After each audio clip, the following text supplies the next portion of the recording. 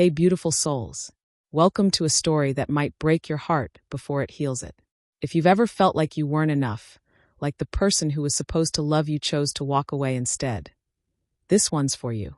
Tonight, we're diving into a world where fate isn't always kind, where the mate bond, that sacred, unbreakable connection werewolves spend their whole lives dreaming about, can become your greatest source of pain. This is the story of Sera Nightshade, a wolf who lost everything in a single, devastating moment. The night her fated mate looked into her eyes and said the two words that shattered her world. I reject. But here's the thing about broken wolves. Sometimes, when we're forced to pick up the pieces alone, we discover we were never actually broken at all. We were just waiting to become something stronger. So grab your headphones, find somewhere comfortable, and prepare yourself. Because this journey, it's going to hurt, it's going to heal, and by the end, you're going to remember that sometimes the mate bond gets it wrong the first time. So destiny can get it right the second time. Let's begin. Chapter 1. The moonlight felt like acid on Sera's skin. She stood in the center of the Silvercrest Pack's ceremonial circle, surrounded by 200 wolves whose eyes reflected the silver glow of the full moon overhead. The ancient stones that marked the boundary hummed with generations of magic. The same magic that was supposed to be celebrating the most important night of her life. Her 21st birthday. The night of her first transformation. The night she'd finally know who her fated mate was. The bond had snapped into place 3 hours ago, during the transformation ceremony. One moment, she'd been lost in the exquisite agony of her first shift, bones reshaping, senses exploding into hyperdrive. The next, every cell in her body had oriented toward him like a compass finding true north. Kieran Ashford, the Alpha son, future leader of the Silvercrest Pack, and the most devastatingly beautiful male she'd ever seen, with storm-gray eyes and dark hair that caught the moonlight like strands of midnight silk. She'd known him her whole life, grown up watching him from afar, never imagining that fate would tie them together. He was destined for greatness. Everyone said so. Strong, strategic, born with alpha blood running through his veins. And she was ordinary. The daughter of mid-ranking pack members, with no particular gifts, no special bloodline. Just Sera, who worked in the pack library, who preferred books to politics, who'd never imagined she'd be standing here now. But the mate bond didn't care about rank or politics. It chose based on something deeper, something the ancient wolves called soul recognition. Two halves of one whole, bound together by the moon goddess herself. Except Kieran wasn't looking at her like she was his other half. He was looking at her like she was a problem to solve. Sera Nightshade. His voice carried across the circle, formal and cold. Nothing like the warmth she'd felt flooding through the bond when it first snapped into place. Step forward. Her legs trembled as she obeyed, the white ceremonial dress they'd given her billowing in the night wind. Pack law required the newly bonded mates to complete the recognition ritual under the full moon, witnessed by the pack. She could feel everyone's eyes on her. Curious, excited, some envious. They didn't know yet. Couldn't feel what she felt through the bond. His rejection, building like a storm. The moon goddess has spoken, Kieran continued, each word carefully measured. She has chosen you as my fated mate. A murmur of approval rippled through the crowd. Someone whispered, blessed be the bond.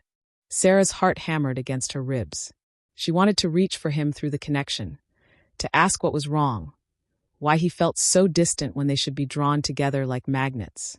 But his mental shields were locked tight, allowing nothing through except cold determination.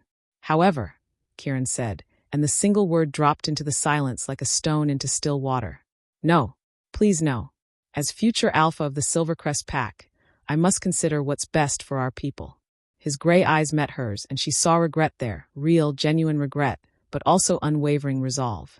My mate will one day be Luna. She will help me lead, guide our pack through challenges, represent our bloodline. This isn't just about personal feelings. It's about responsibility. Kieran, she whispered, her voice barely audible. Please, you're a good wolf, Sera. Kind, intelligent, but you're not. He paused, and she watched him choose his next words carefully. Watched him drive the knife in slowly. You're not strong enough. Your bloodline carries no alpha heritage, no special gifts. The pack deserves a Luna who can stand beside me as an equal, not someone I'll have to protect. Each word landed like a physical blow. Sera felt her newly awakened wolf howl in anguish somewhere deep in her chest, felt the mate bond stretching, straining, beginning to tear. The elders have already approved a match with Lion of Frost, Kieran continued. Her bloodline is pure, ancient. She's trained her whole life for leadership. Together, we'll make the pack strong. But the bond, Sera started. The bond is a guide, not a mandate. His voice hardened. Ancient wolves rejected bonds all the time when duty demanded it. I'm choosing duty. I'm choosing my pack. He was choosing Lyanna. Beautiful, powerful Lyanna, whose ice-blue eyes currently watched from the front of the crowd with barely concealed triumph. By the authority granted to me as Alpha Heir, Kieran said, his voice echoing with the weight of pack magic. And in the presence of the full moon and our assembled pack, I, Kieran Ashford, reject the mate bond with Sera Nightshade. The words activated something ancient and terrible. Sera felt the bond, that beautiful, shimmering connection that had filled her with hope just hours ago, begin to dissolve. It felt like someone was tearing her soul out through her chest, ripping away a piece of herself she'd only just discovered. She collapsed to her knees, a scream tearing from her throat. I reject this bond, Kieran repeated louder now, and the second declaration made it worse. The magical cords that tied them together frayed and snapped, one by one. I reject this mate. I reject this destiny. Through the haze of pain, Sera heard gasps from the crowd. Rejection was rare. Most wolves would rather die than sever a fated bond. The agony of it was legendary, meant to be a deterrent. The moon goddess didn't take kindly to her children refusing her gifts. But Kieran stood firm, his face carved from stone, even as she saw his hands clench into fists at his sides. It was hurting him too, she realized dimly. Just not enough to change his mind. The rejection is witnessed, Alpha Ashford's deep voice rang out. Kieran's father, presiding over the destruction of his son's mate bond. Sera Nightshade, you are released from the bond. You are no longer tied to my son. The final words severed the last thread. Sera felt herself fall forward, catching herself on her hands, her fingers digging into the earth. The pain was beyond anything she'd imagined, like someone had hollowed her out and filled the cavity with broken glass. Her wolf was keening, a sound of pure heartbreak that no one else could hear. Rejected. Cast aside. Found unworthy. Someone help her to the healing house, she heard Alpha Ashford say, his tone dismissive, already moving on. The ceremony is concluded. Kieran, Lyanna, come. We have much to discuss. Hands grabbed Sera's arms, lifting her. She caught a glimpse of Kieran walking away, his arm already around Lyanna's waist. The other woman was radiant, victorious. Everything Sera would never be. Strong enough. Good enough. Enough. The word echoed in Sera's mind as they half-carried her from the ceremonial circle, as the pack dispersed behind them, already gossiping about the unprecedented rejection. She'd been rejected before the bond had even lasted a single night. In the healing house, they gave her something for the pain. Some herb mixture that did absolutely nothing against the soul-deep agony of a severed mate bond. The healer, an older woman named Mara, looked at her with pity. Rest, Mara said softly. The physical pain will fade in a few days. The rest. She trailed off, her expression saying what her words wouldn't. The rest might never heal. Sera lay on the cot, staring at the ceiling, feeling hollow. Empty. Like she'd died, but someone forgot to tell her body to stop breathing. Outside her window, she could hear the pack celebrating. Someone had brought out drums. Laughter carried on the night air. They were celebrating her rejection.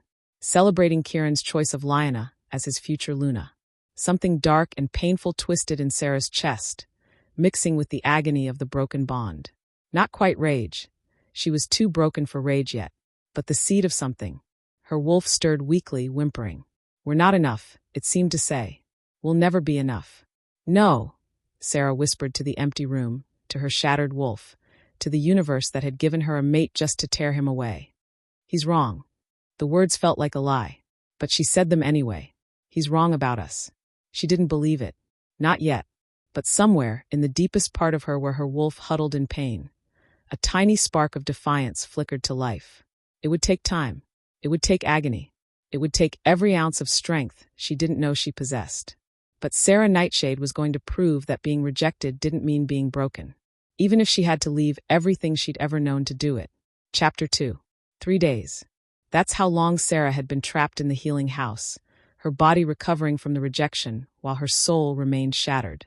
3 days of lying on a narrow cot, staring at wooden beams, feeling the hollow space in her chest where the mate bond used to pulse with life. 3 days of hearing whispers outside her door. Can't believe she thought she'd be good enough for the Alpha's son.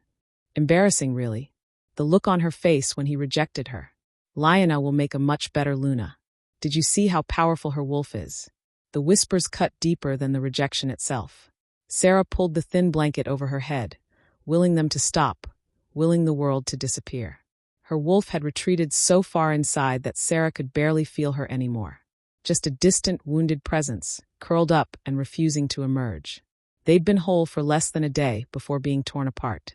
Her wolf didn't understand why her mate had rejected them, why the bond that was supposed to be sacred had been severed so brutally.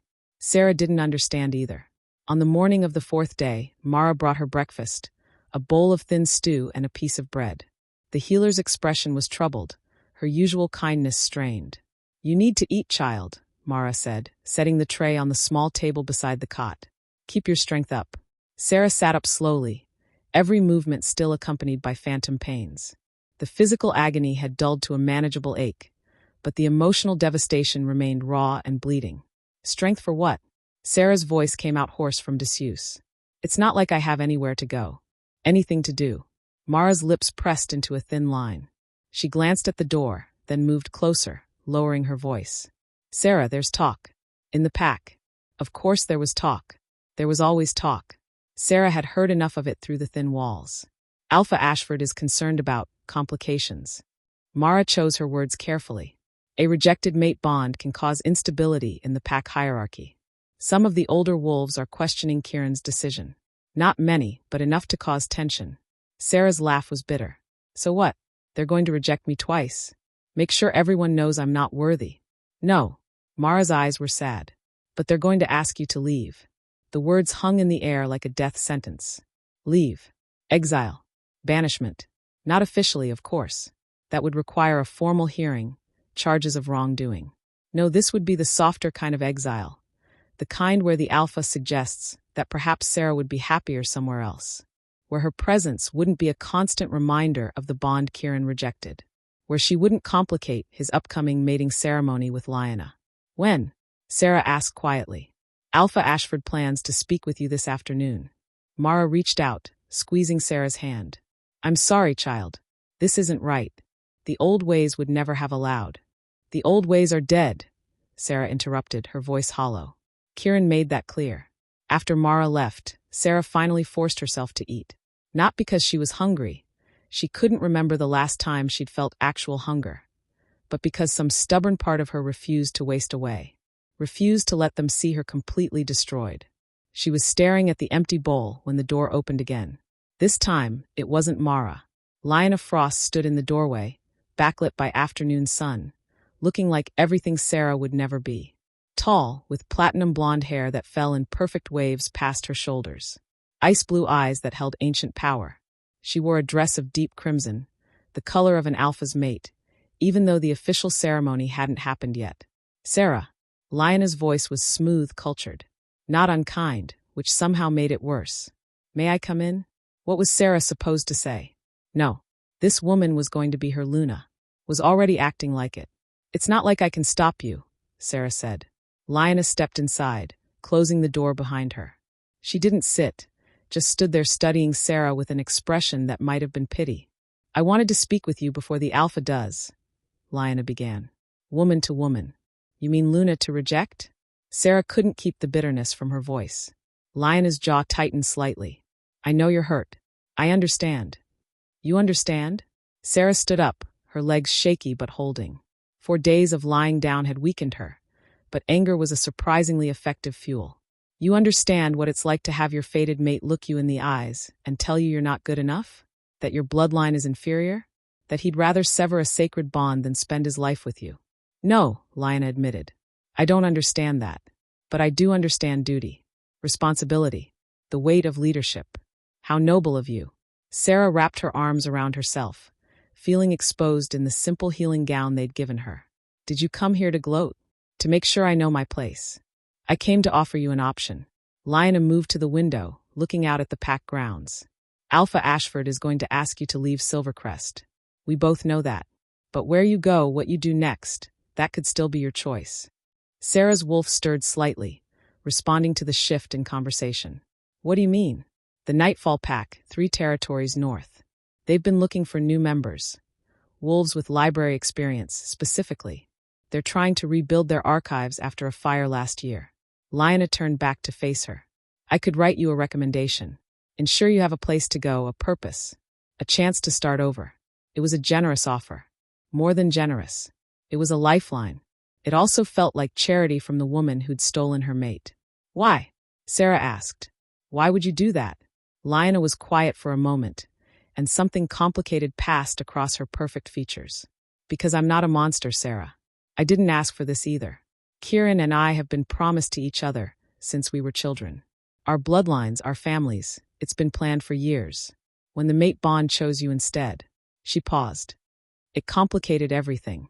So he rejected me to keep his promise to you. He rejected you to keep his promise to the pack. To the alliance our mating will create. Lyanna's voice was firm. This isn't personal. It's politics. It's personal to me, Sera said quietly. It's my soul that got ripped in half for your politics. Lyanna looked away. I know, and I'm sorry, but this is the world we live in. Alpha bloodlines don't have the luxury of following their hearts. We follow duty. Then maybe the moon goddess made a mistake, Sera said. Maybe she should have bonded Kieran to you in the first place. Maybe. Lyanna moved toward the door, then paused. The Nightfall pack is a good place. Their Alpha Nathaniel Stormborne is fair. Progressive. He doesn't care about bloodlines or hierarchy the way the older packs do. You could be happy there, Sera. You could build a new life. After she left, Sera sank back onto the cot, her mind spinning. Exile disguised as opportunity. Banishment wrapped in kindness. But what choice did she have? Stay here and watch Kieran mate with Lyanna? Attend their ceremony? Raise her future children to know that their Alpha's rejected mate lived among them? A constant reminder of broken bonds and political convenience? No, that was a torture she couldn't endure. When Alpha Ashford arrived an hour later, Sera was already packed. Not that she had much, a few clothes, some personal items. Everything that mattered was either destroyed or never hers to begin with. The Alpha was an older version of his son, same storm gray eyes, same commanding presence. But where Kieran had shown regret during the rejection, his father showed only cold practicality. Sera Nightshade, he began, his tone formal. The Pack Council has discussed your situation. We believe it would be best for everyone if... I'm leaving, Sera interrupted. You don't need to banish me. I'll go willingly. Alpha Ashford blinked, clearly surprised. I see. That's pragmatic of you. Lyanna mentioned the Nightfall pack. I'll go there. A wise choice. The Alpha's expression softened slightly, relief evident. This was easier than he'd expected. I'll have the pack accountant provide you with travel funds. And of course, you're welcome to take your final wages from the library.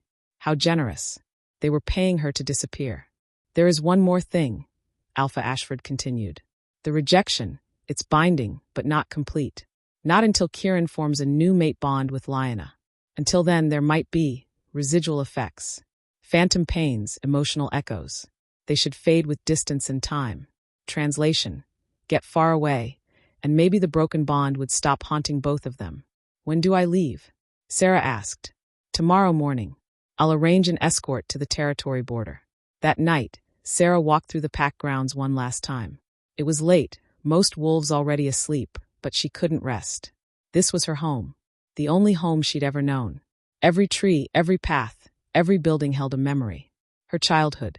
Her family, who'd been relocated to the Western Territory for pack business, the day after the rejection, conveniently unable to support her through this. She passed the library where she'd spent countless hours, organizing books, researching pack histories, dreaming of a simple, quiet life. She passed the training grounds where she'd watched Kieran spar, never imagining he'd one day be hers. She passed the ceremonial circle where her life had shattered. The moon was waning now, no longer full. The stones no longer hummed with magic. Sera stood in the center, exactly where she'd stood 4 nights ago, and let herself feel everything she'd been holding back. The grief, the rage, the soul-deep loneliness of a broken bond. She cried silently, tears streaming down her face, her body shaking with sobs she wouldn't let become sound. And when she was empty, when she had nothing left to give to this place that had rejected her, she walked away. Her small bag was packed and waiting. A letter from Lyanna sat on top. The recommendation, written in elegant script, praising Sera's library skills and gentle nature. No mention of rejection or broken bonds or politics. Sera tucked it into her bag and lay down for her last night in Silvercrest territory. Tomorrow she would leave. Tomorrow she would become a lone wolf, untethered from her birth pack, traveling to strangers who knew nothing of her shame. Tomorrow she would begin the impossible task of rebuilding a life from the broken pieces of her shattered soul. But tonight, for these final hours, she let herself mourn. She mourned the mate she'd lost before she'd really had him. She mourned the future that had been stolen. She mourned the girl she'd been 4 days ago, who'd been excited and hopeful and naive enough to believe that fate wouldn't be cruel. That girl was gone now. Whoever Sera Nightshade became next, in the Nightfall pack, alone and broken and trying to heal, she would be someone different. Someone harder. Someone who would never again make the mistake of believing that being someone's fated mate meant they'd actually want you. As sleep finally claimed her, Sera's wolf stirred one last time, sending a pulse of emotion through her consciousness.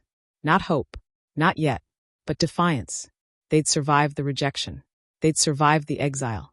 They would survive whatever came next, even if they had to do it alone. Chapter 3. The journey north took 6 days.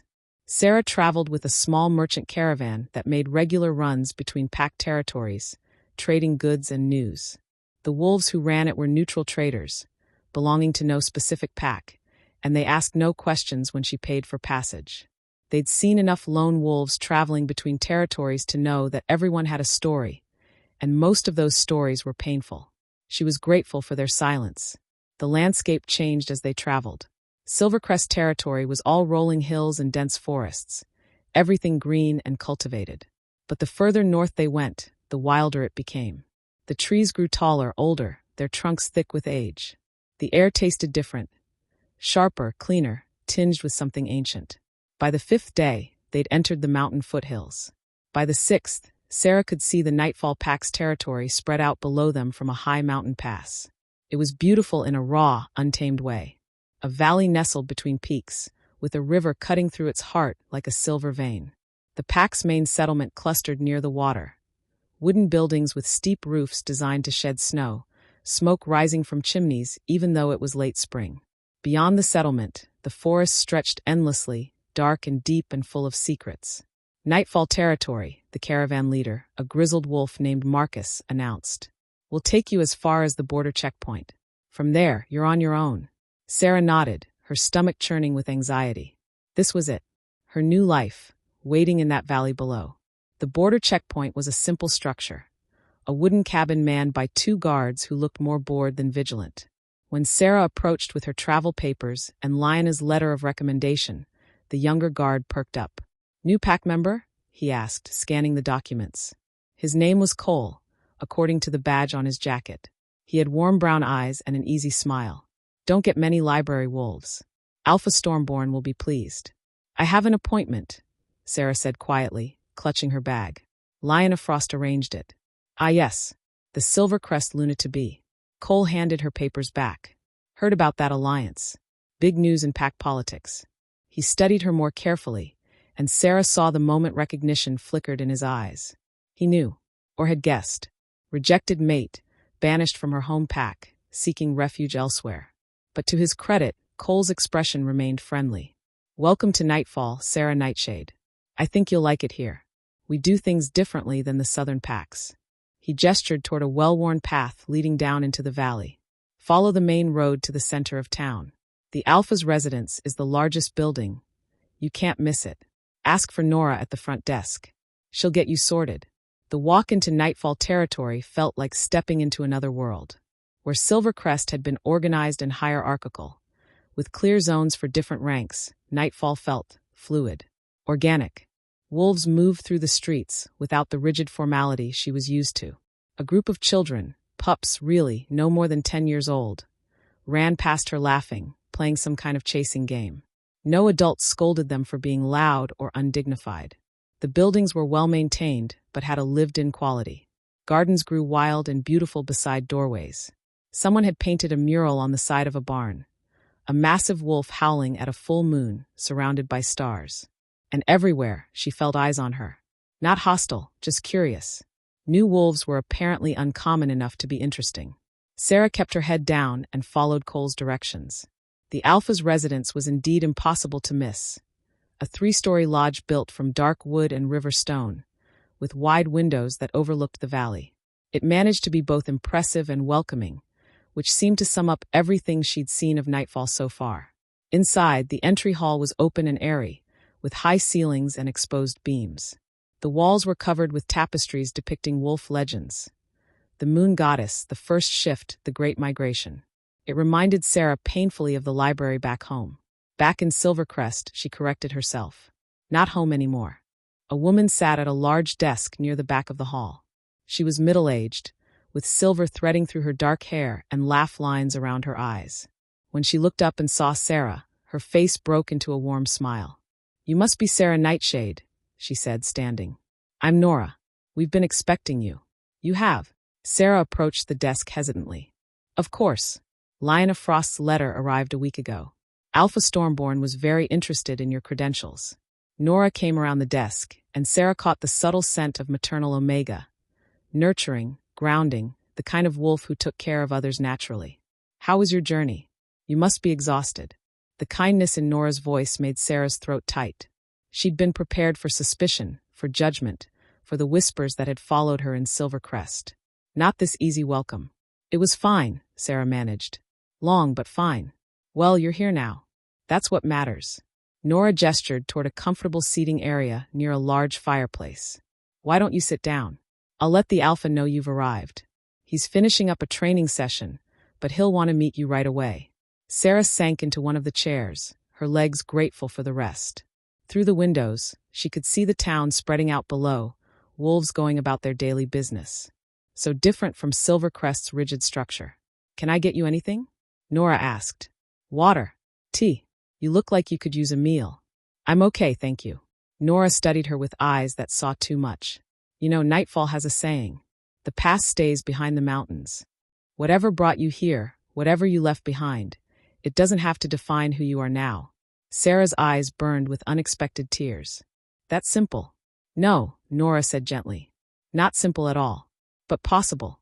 You'd be surprised how many wolves in Nightfall are starting over. We don't judge. We just move forward." She left to find the Alpha, and Sera sat alone with her thoughts. The past stays behind the mountains. If only it were that easy. If only she could leave the phantom ache of the broken bond, the shame of rejection, the hollow place in her chest. If she could leave all of it in Silvercrest and become someone new. But she felt it even now, hundreds of miles from Kieran. The residual connection, thin and ghostly, like a scar that wouldn't quite heal. "Sera Nightshade?" The voice was deep, resonant, carrying an Alpha's natural authority, but without the harsh edge she'd grown accustomed to in Alpha Ashford. Sera looked up and forgot how to breathe. Alpha Nathaniel Stormborne stood in the doorway, and he was nothing like what she'd expected. Kieran had been beautiful in a classical way, refined, elegant, every inch the politician's son. Nathaniel was something else entirely.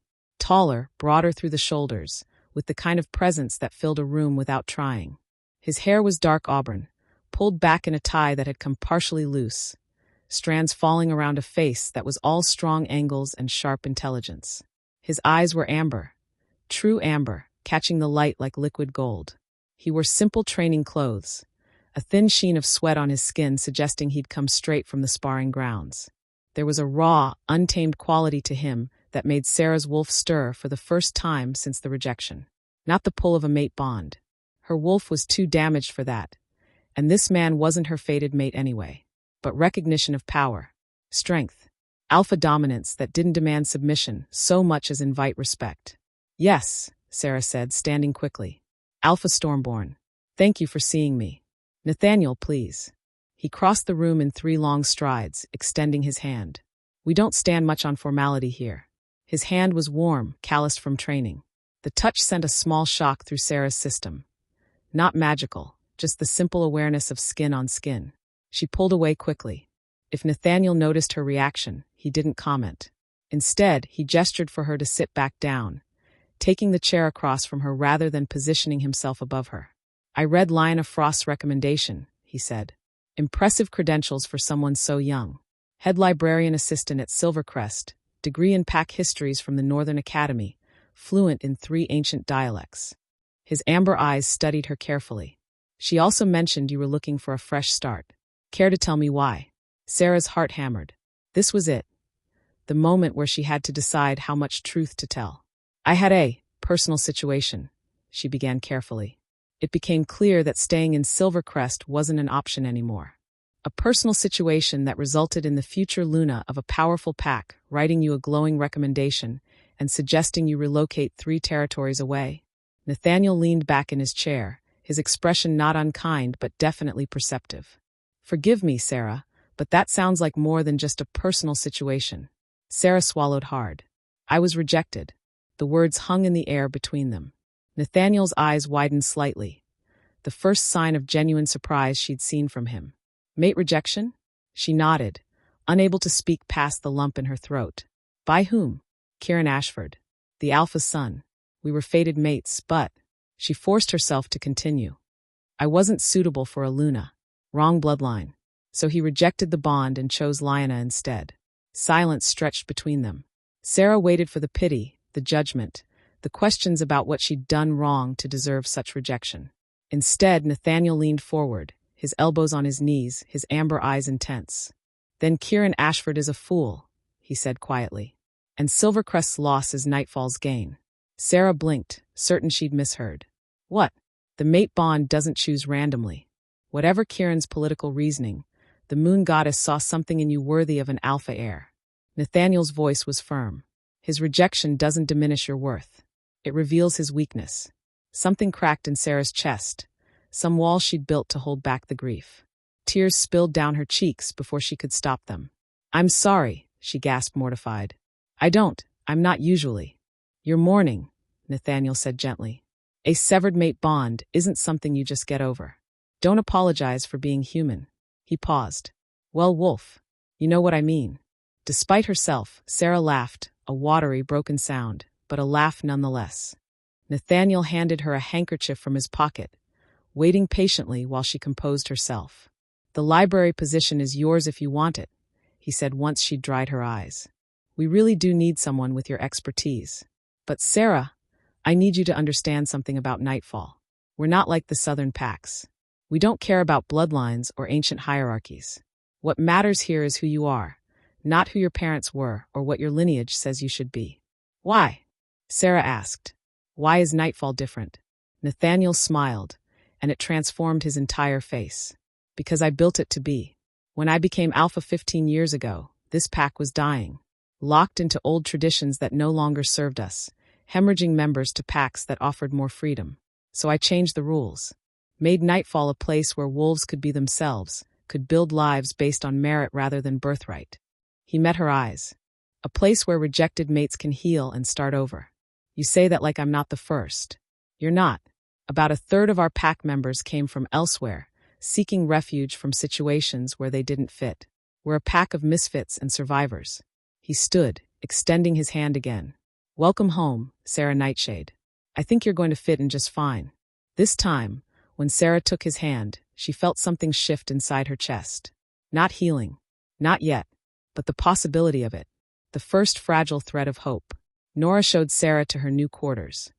A small cottage on the edge of the pack's residential area, overlooking the river. It was simple but comfortable, with a bedroom, a small kitchen, and a sitting room with a fireplace. Someone had already stocked the pantry and left fresh flowers on the table. "We thought you'd appreciate some privacy," Nora explained. "But you're always welcome at the communal hall for meals. Most unmated wolves eat there together." Unmated. The word still stung, even though it was accurate. After Nora left, Sera unpacked her meager belongings. It took less than 10 minutes. Everything she owned fit into one small bag, a depressing reminder of how thoroughly she'd been erased from her old life. She was hanging up her last shirt when she felt it, a sharp, sudden pain in her chest. Not the constant ache of the broken bond, but something new, something that felt like Kieran.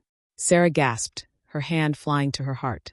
through the phantom connection, the residual bond that hadn't quite faded. She felt a surge of emotion that wasn't hers. Anger, frustration, and underneath it, buried deep regret. Then, like a door slamming shut, it was gone. Kieran had blocked her out again, reinforced his mental shields. But for just a moment, she'd felt him. And he'd felt her. He knew she'd reached Nightfall.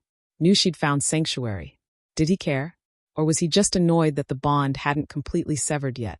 Sera sank onto her new bed, trembling. She'd thought distance would help. Thought the phantom pains would fade. Instead, they'd just become more complicated. That night, unable to sleep, Sera walked down to the river. The moon was a thin crescent, offering little light, but her wolf eyes adjusted easily. The water rushed over smooth stones, the sound soothing in its constancy. She stood on the bank, letting the cold mountain air wash over her, and made herself a promise. She would heal. However long it took, however much it hurt, she would piece herself back together. She would prove that Kieran had been wrong about her. And she would never, ever let anyone make her feel insufficient again.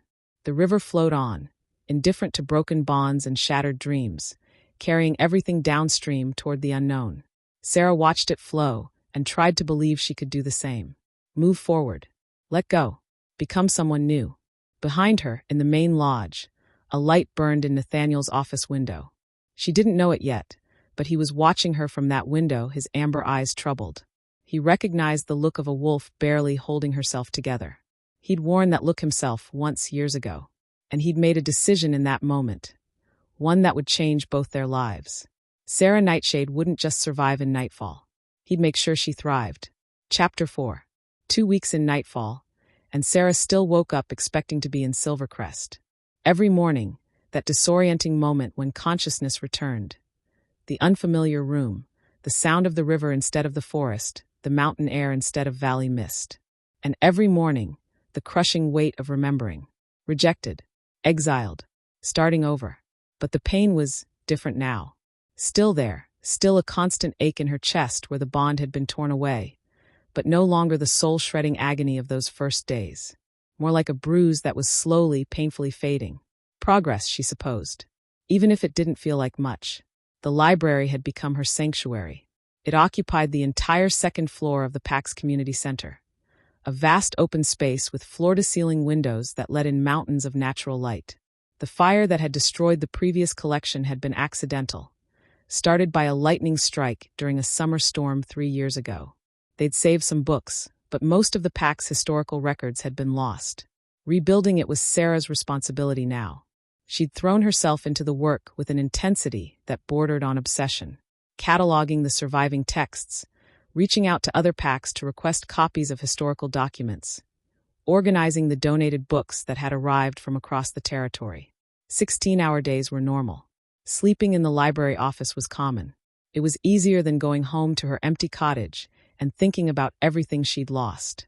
You know, most wolves take lunch breaks, a familiar voice said from the doorway.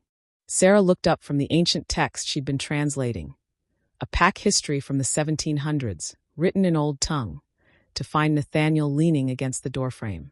He wore casual clothes today, jeans and a Henley that showed off the powerful build of an alpha who spent as much time training as leading. "I had lunch," Sera said, gesturing vaguely toward her desk where an empty tea mug sat beside a half-eaten sandwich. "That was 4 hours ago." Nathaniel crossed the room, his movements fluid and confident. He'd been checking on her regularly since she arrived, casual visits that never felt intrusive, just present, like he was making sure she wasn't drowning. "It's past sunset, Sera.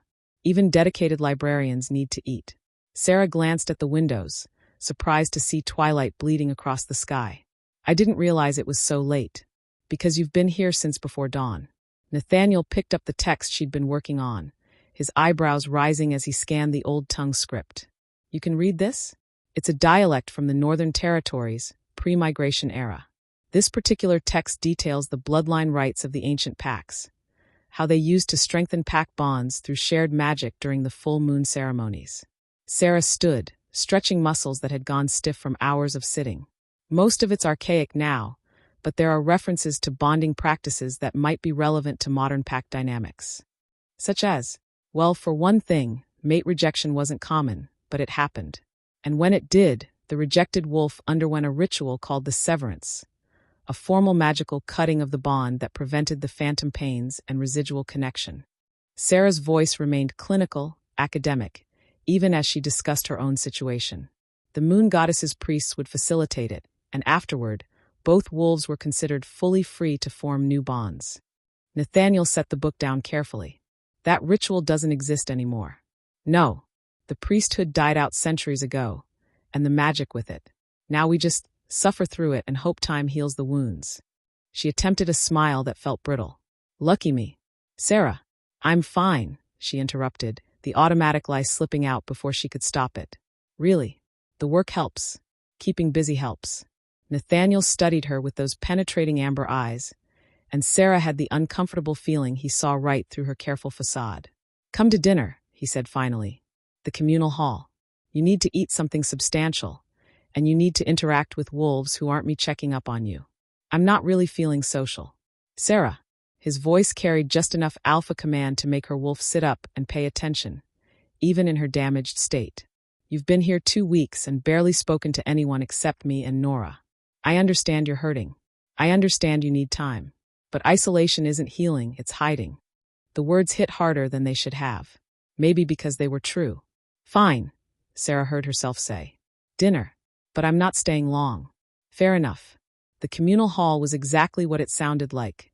A large dining space where unmated wolves and families gathered for evening meals. It reminded Sera painfully of Silvercrest's communal gatherings, but the atmosphere was completely different. Where Silvercrest had been formal, with strict seating arrangements by rank, Nightfall was chaos. Wolves sat wherever they wanted, conversations flowing across tables, children running between seats while parents chatted and laughed. The food was served buffet style, everyone helping themselves, no hierarchy or protocol. It should have felt welcoming. Instead, Sera felt exposed, vulnerable. Every eye seemed to turn toward her when she walked in with Nathaniel, the new wolf, the reject from Silvercrest. She could practically hear the whispers starting. Relax, Nathaniel murmured, his hand settling briefly on her lower back, a gesture of reassurance, not possession. They're curious, not judging. Easy for you to say. You're the alpha, which means I know exactly how much gossip circulates through this pack. He guided her toward the food line. Trust me, your story isn't the most dramatic one here. Sera wanted to believe him, but her wolf was skittish, urging her to retreat. Too many strangers, too many eyes, too much noise after weeks of isolation. She was loading vegetables onto her plate with shaking hands when someone bumped into her from behind. Oh, sorry, the voice cut off abruptly. Oh, you're Sera. Sera turned to find a young woman about her age, with wild auburn curls and bright green eyes. She wore training clothes and had the athletic build of a warrior, but her expression was open and friendly. I'm Kira, the woman continued, one of the pack's enforcers. Well, enforcer in training, technically. I don't get the official title until I complete the trials next month. She spoke quickly, words tumbling over each other. Anyway, I've been meaning to introduce myself. I love libraries. Well, I don't love reading, exactly. I'm more of a physical learner, you know? But I love the idea of libraries. All that knowledge in one place. It's so. Kira, Nathaniel interrupted gently. Breathe. Right. Sorry. I talk a lot when I'm nervous. Kira grinned, completely unabashed. My dad says it's a defense mechanism. I say it's enthusiasm. Anyway, welcome to Nightfall. If you ever need anything, someone to show you around, someone to spar with, someone to just talk at you while you work, I'm your girl. Despite herself, Sera felt the corner of her mouth lift. Talk at me. Oh, definitely. I'm excellent at one-sided conversations. You can just nod occasionally, and I'll think we're having a great time. Kira's smile widened. But seriously, I know you've been keeping to yourself. And that's fine. Totally fine. But if you ever want company that isn't scary alpha males, she shot Nathaniel a teasing look. I'm around. I'm not scary, Nathaniel protested. You're literally an alpha wolf who can make grown warriors whimper with one look. That's not scary, that's efficient leadership. Kira rolled her eyes, then turned back to Sera. See what I deal with? The male ego in this pack is astounding. Anyway, I'm at table 7 if you want to sit with people. Or you can sit with His Highness over there at the alpha table. Your choice. She bounced off before Sera could respond, leaving Sera staring after her. "She's a lot," Nathaniel said, his tone affectionate. "But she means well. Her mother is one of my senior enforcers. Kira's following in her footsteps. She's—" Sera searched for the right word. "Energetic. That's one way to put it." Nathaniel nodded toward a quieter table in the corner. "Come on. You can sit with me and avoid the crowd." Baby steps. They settled at a small table meant for two, and Sera was grateful for the semi-privacy. She could observe the pack dynamics without being in the center of them. And what she observed was different. At one table, a group of young wolves were engaged in a heated debate about hunting strategies, their conversation animated but friendly. At another, parents were eating with one hand while managing toddlers with the other, help coming from nearby tables without anyone needing to ask. An elderly wolf sat alone but didn't seem lonely. Others stopped by to chat, bringing him food, checking in. It felt like a family, a real, functional family, not the rigid hierarchy she'd grown up in. "You're frowning," Nathaniel observed. "Is the food that bad?" Sera realized she'd been staring at her plate without eating. "No, it's good. This is strange for me." "What is?" "All of this. The informality. The way everyone interacts across ranks like it doesn't matter." She gestured vaguely at the room. "In Silvercrest, we had separate dining areas for each rank. Alphas and their families ate in private. Omegas had their own section. Mid-ranking wolves like me." She caught herself. "Like I was. We stayed with our own kind." Nathaniel's jaw tightened slightly. "And how did that work out for pack cohesion?" "It worked fine. Everyone knew their place. There was order. There was division," Nathaniel corrected quietly. "Separation breeding resentment. The lower ranks feeling lesser, the higher ranks feeling isolated. That's not a pack, Sera. That's a hierarchy enforced by fear. It's tradition. So was ritual combat to the death for alpha challenges. Some traditions deserve to die." He took a bite of his food, then continued more gently. "I'm not saying Silvercrest is evil or wrong, just that there are different ways to build pack bonds. Ways that don't require some wolves to diminish themselves so others can feel superior." Sera absorbed that, turning it over in her mind. "Is that why you accepted me? Because I was diminished by Silvercrest's hierarchy? I accepted you because you're qualified for the position and because you deserved a chance to start over." Nathaniel met her eyes steadily. "But yes, I have a particular interest in wolves who've been told they're not good enough by packs too rigid to see their worth." "Why?" He was quiet for a moment, and Sera thought he might not answer. Then, "Because I was that wolf once," he said softly. 20 years ago, in the pack I was born into. My father was Alpha, and I was supposed to follow in his footsteps. But I questioned everything. The old laws, the harsh punishments, the way we treated Omega wolves like servants. My father called it disrespect. Called me weak for caring about wolves beneath my station. What happened? He tried to beat the weakness out of me. When that didn't work, he declared me unfit to be his heir. My younger brother took my place." Nathaniel's expression was distant, remembering. "I left at 18 and wandered for years. Eventually found Nightfall, when it was barely more than a scattered group of rogues. Built it into what it is now. And your father? Dead. My brother is Alpha of that pack now, and from what I hear, he's exactly like our father was." Nathaniel's voice held no bitterness, just resignation. Some packs never change. Sera stared at him, seeing him differently now. Not just as the powerful Alpha who'd offered her refuge, but as someone who understood what it meant to be rejected by the wolves who should have valued you most. "I'm sorry," she said quietly. "Don't be. That rejection made me who I am. Forced me to build something better than what I left behind." He smiled slightly. "Just like your rejection will make you stronger than Kieran Ashford ever could have. I don't feel stronger. Not yet. But you will." They ate in companionable silence for a while, and Sera found herself relaxing incrementally. The communal hall didn't seem quite so overwhelming now. The noise felt less threatening, more like the natural rhythm of pack life. Maybe Nathaniel was right. Maybe isolation was hiding, not healing. "Sera." She looked up to find Kira approaching their table again, this time with a tall, dark-skinned woman who radiated enforcer authority. "This is my mother, Maya," Kira announced. "She wanted to meet you." Maya extended her hand, her grip firm and warm. "Welcome to Nightfall. I'm head of the enforcers. Basically, I keep the peace and train warriors." Nathaniel tells me you're settling in well. I'm trying, Sera managed. That's all anyone can ask. Maya's dark eyes were kind but assessing, taking Sera's measure in a way that reminded her of warriors everywhere, looking for strengths and weaknesses, threats and potential. I wanted to extend an invitation. We run training sessions every morning for anyone who wants to participate. Combat skills, fitness, self-defense. It's optional, but, she paused meaningfully. Sometimes the best way to work through emotional pain is physical exertion. Sera's immediate instinct was to refuse. She wasn't a fighter, had never been trained for combat beyond basic self-defense that all wolves learned. That was for warriors and enforcers and alphas.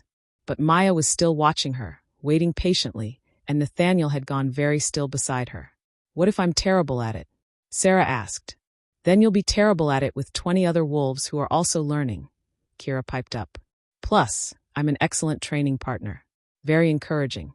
I once told someone good try, after they accidentally punched themselves in the face. Despite herself, Sera laughed. That's very encouraging. Right. I'm supportive as hell. Kira grinned. Come on, Sera. It'll be fun. And you'll make friends. And you'll get really good at blocking punches, which is a valuable life skill. Maya shot her daughter a look that was equal parts exasperated and fond. What Kira means is that training builds confidence and community. Two things that help with healing. Sera looked at Nathaniel, who'd remained carefully neutral through the whole exchange. It's your choice, he said quietly. No pressure. But for what it's worth, I think it would be good for you. 3 sets of eyes on her, waiting. Not judging, just offering. A hand extended into the darkness where she'd been hiding. Sera took a breath. Okay, she heard herself say. I'll try it. Once. If I'm awful. You won't be, Maya said with conviction. Tomorrow morning, dawn at the training grounds. Wear comfortable clothes. And Sera, she smiled. Thank you for giving us a chance. After they left, Sera turned to Nathaniel. Did you set that up? Maya's been wanting to meet you. The timing was coincidental. He paused. Mostly. I might have mentioned that you've been isolating. And I might have suggested that an invitation to training might be welcome. His amber eyes were guileless. But the decision was always yours. Sera should have been annoyed at the manipulation. Instead, she felt grateful. Because he was right. She had been hiding. And somewhere in the past 2 weeks, hiding had started to feel like drowning. Thank you, she said softly. For meddling. For caring enough to meddle. Nathaniel's expression shifted, something warm and complex passing across his features before he shuddered it away. That's what alphas do. Take care of their pack. But it felt like more than that. Felt personal in a way that made Sera's damaged wolf stir with something that wasn't quite interest, but wasn't quite indifference either. Dangerous territory. She'd just escaped one disastrous bond, getting tangled up with another alpha, especially one as compelling as Nathaniel, would be the worst possible decision. Even if her wolf seemed to disagree, pressing closer to the surface than she'd been in weeks. Later, walking back to her cottage under a sky full of stars, Sera paused by the river. The water rushed past, endless and patient, carrying everything downstream. She thought about broken bonds and new beginnings, about rejected mates and second chances, about the possibility that maybe, just maybe, being cast out of Silvercrest wasn't the end of her story. Maybe it was just the end of the first chapter. Tomorrow she'd go to training. She'd let Kira's enthusiasm wear down her defenses. She'd let Maya push her past her perceived limitations. She'd start rebuilding herself, one painful step at a time. And if her wolf insisted on being aware of Nathaniel, of his strength, his kindness, his amber eyes that saw too much, well, that was something to worry about later. For now, she just needed to survive. Everything else could wait. Chapter 5. Dawn came cold and sharp, the mountains bleeding pink and gold as the sun crept over their peaks. Sera stood at the edge of the training grounds, her stomach churning with anxiety. She'd barely slept, her mind spinning with 1,000 reasons why this was a terrible idea. She wasn't a warrior. She'd never been strong or particularly coordinated. In Silvercrest, she'd completed the mandatory basic training and promptly retreated to the safety of the library. Now she was voluntarily walking into a space designed for physical combat, surrounded by wolves who'd probably been training since childhood. Brilliant. Absolutely brilliant. The training grounds occupied a cleared area near the base of the mountain. Packed earth surrounded by a ring of stones, with various equipment scattered around the perimeter. Weights, wooden practice weapons, training dummies that had seen better days. About 15 wolves were already there, stretching and warming up. Some looked young, maybe late teens. Others were clearly experienced warriors, their movements economical and precise. And then there was Kira, bouncing on her toes near the center, her wild auburn curls pulled back in a messy bun. When she spotted Sera, her face lit up. "You came." Kira bounded over like an overexcited puppy. "I wasn't sure you would." Maya said 50-50 odds. I said 70-30 in favor. Guess I win the bet. You bet on whether I'd show up? We bet on everything here. It's a problem. Kira looped her arm through Sera's, tugging her toward the group. "Come on, I'll introduce you to everyone." Well, not everyone, because that would take forever, but the core group who trains regularly. The introductions passed in a blur, names and faces that Sera knew she wouldn't remember. But everyone was friendly, welcoming in a casual way that suggested new trainees weren't unusual. No one stared at her like she was the reject from Silvercrest. They just accepted her presence. It was disorienting. "All right, listen up." Maya's voice cut through the morning chatter like a blade. She stood at the front of the group, radiating enforcer authority. "We've got a new trainee this morning. Sera's joining us from Silvercrest, so let's make her feel welcome by not breaking her on her first day." A few chuckles rippled through the group. "We'll start with the usual warm-up," Maya continued. 3 laps around the grounds, then stretching. After that, we'll break into pairs for combat drills. Basics today: defensive stances, blocking, distance management. Questions? Sera's hand shot up before she could stop herself. "What if I can't keep up?" "Then you go at your own pace," Maya said simply. "This isn't about competition. It's about improving yourself. Nobody here is judging you except you." Easy to say, harder to believe. The laps were brutal. Sera's lungs burned after the first loop. By the second, her legs felt like lead. By the third, she was certain she was going to collapse in front of everyone and confirm every inadequacy Kieran had ever accused her of. But Kira stayed beside her the whole time, chattering encouragement. "You're doing great. Look at you running. That's basically flying but slower. I hate running too. My mom says I have the endurance of a newborn deer, which is rude but accurate. Almost there. See that rock? That's our finish line. Well, not officially, but I made it the finish line because the actual finish line is another 10 feet, and who needs that kind of negativity?" "Kira," Sera gasped. "Please. Stop. Talking. Can't. It's how I motivate." "You're welcome." By the time they finished, Sera was drenched in sweat and questioning every life choice that had led to this moment. But she'd finished. Hadn't collapsed. Hadn't given up. The stretching was marginally better, though Sera discovered muscles she didn't know existed, all of them screaming in protest. Then Maya called everyone into pairs for combat drills. "Sera, you're with me," she announced. Of course she was. Nothing like learning from the head enforcer on your first day. Maya led her to a clear section of the training ground, moving with the fluid grace of a wolf who'd spent decades mastering her body. "Defensive stance first," Maya said, demonstrating. Feet shoulder-width apart, knees slightly bent, hands up but relaxed. "This is your foundation. Everything else builds from here." Sera tried to copy the stance, feeling immediately awkward and exposed. "Not bad." Maya circled her, making small adjustments. "Drop your shoulders. You're too tense. Fighting from tension makes you slow. Breathe. Good. Now, I'm going to come at you slowly, and I want you to block. Don't think about counterattacking yet. Just defense." The next hour was a lesson in humility.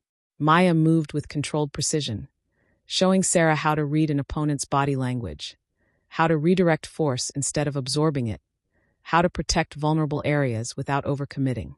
Every mistake was corrected patiently, every small success acknowledged. But Sera was acutely aware of how much she didn't know, how slow her reflexes were compared to the experienced warriors training around them. How many times Maya had to repeat the same instruction. "I'm terrible at this," Sera said finally, frustration bleeding through. "You're learning," Maya corrected. "There's a difference. Did you expect to be an expert warrior after 1 hour? No, but you expected to be less terrible?" Maya smiled slightly. "Sera, everyone here started exactly where you are. Some picked it up faster than others. Some took years to develop basic competency. What matters isn't natural talent. It's showing up, putting in the work. getting knocked down and getting back up. That's very inspirational, Sera muttered. It's also true. Maya's expression turned serious. You know what I see when I look at you? I see a wolf who survived mate rejection and didn't let it destroy her, who picked herself up, moved territories, and started rebuilding. That takes more strength than any combat skill. This, she gestured at the training ground. This is just teaching your body what your spirit already knows. Sera's throat tightened unexpectedly. I don't feel strong. No one does when they're in the middle of surviving. Strength is something you see in hindsight. Maya squeezed her shoulder. Trust the process. Trust yourself. You're tougher than you think. The training session ended with a group cool down, and Sera was grateful to finally stop moving. Every muscle ached. She was going to be sore for days. But underneath the physical exhaustion, something else stirred. Something that felt almost like pride. She'd done it. Shown up, participated, survived her first training session. It was a small victory, but it was hers. You did amazing. Kira appeared beside her, offering a water skin. For a first-timer, you're actually pretty decent. Only fell over twice, which is basically a record. I fell over 6 times my first session. Into a mud puddle. In front of the entire pack. That does make me feel better, Sera admitted, drinking deeply. That's what friends are for. Making you feel better about yourself through tales of personal humiliation. Kira grinned. Same time tomorrow? I don't know if my body can handle. Great. See you tomorrow. Kira bounced off before Sera could finish protesting. Sera was limping toward the path back to the residential area when she spotted Nathaniel. He stood at the edge of the training grounds, clearly having watched at least part of the session. He wore his alpha mantle today. Leather and authority, the formal clothes he used for pack business. But his expression was soft, almost proud. How was it? He asked as she approached. Humbling, Sera said honestly. I'm terrible at combat. You're new at combat. There's a difference. That's what Maya said. Maya's usually right. Nathaniel fell into step beside her as she started walking. For what it's worth, I thought you did well. You didn't give up, even when it was clearly difficult. You were watching. I wanted to see how you'd do. Make sure Maya didn't push too hard on your first day. He paused. Also, I had a few minutes before my morning meetings, and watching Kira nearly take out 3 people with a wild punch is always entertaining. Despite her exhaustion, Sera smiled. She's enthusiastic. She's a menace. But she means well. They walked in silence for a moment before Nathaniel continued. I'm glad you went. I know it wasn't easy. Nothing about this is easy, Sera said quietly. Being here. Starting over. Trying to figure out who I am when everything I thought I knew about myself got ripped away. Who do you want to be? The question stopped her. What? You said you're trying to figure out who you are. But maybe the better question is, who do you want to be? Nathaniel's amber eyes were intense, focused entirely on her. You're not bound by Silvercrest's expectations anymore. You're not defined by Kieran's rejection. So who does Sera Nightshade want to become? Sera opened her mouth, then closed it. She didn't have an answer. Hadn't even thought about it in those terms. She'd been so focused on surviving, on outrunning the pain, that she hadn't considered what came after survival.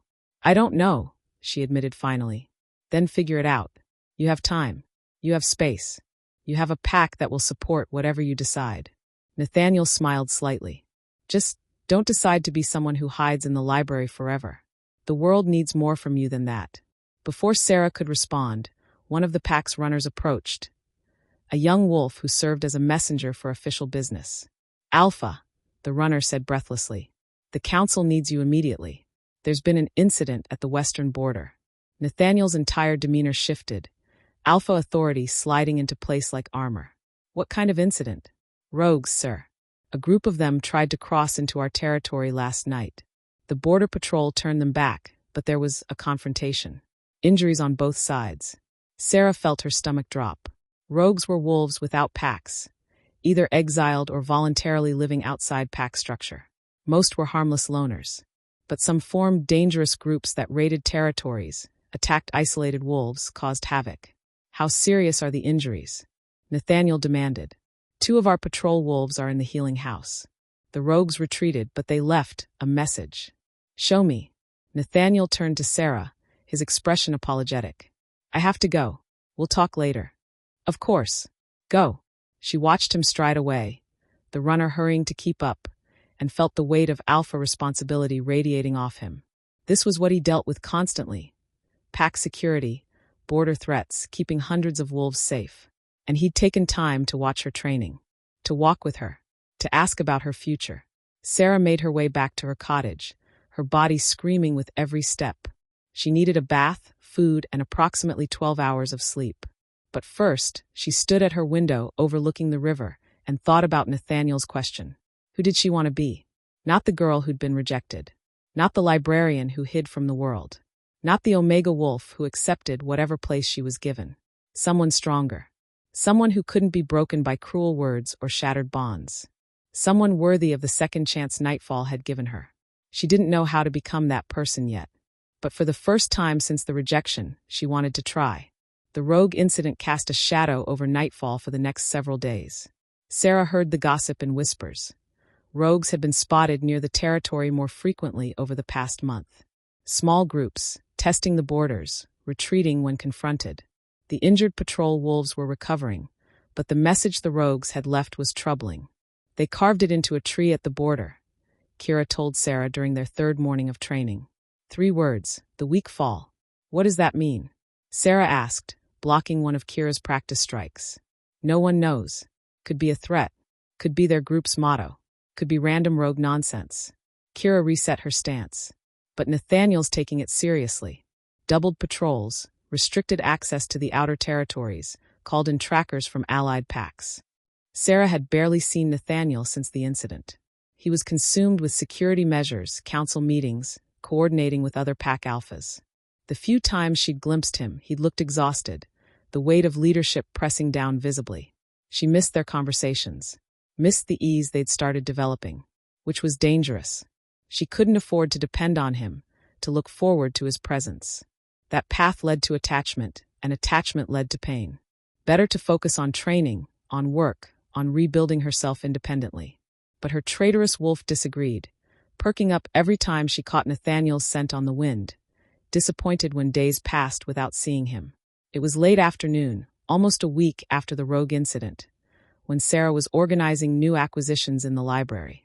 She'd finally established a system. Historical texts by era, cultural documents by region, pack records by territory. It was coming together beautifully. She was shelving a particularly ancient tome when she felt it. A sharp, sudden pain in her chest. Different from the constant ache of the broken bond. This was fresh, immediate, like someone had reached into her ribcage and twisted. Sera gasped, the book slipping from her fingers. Through the phantom connection, that gossamer thread that still tied her to Kieran despite the rejection, she felt a surge of emotion. Not his usual careful control.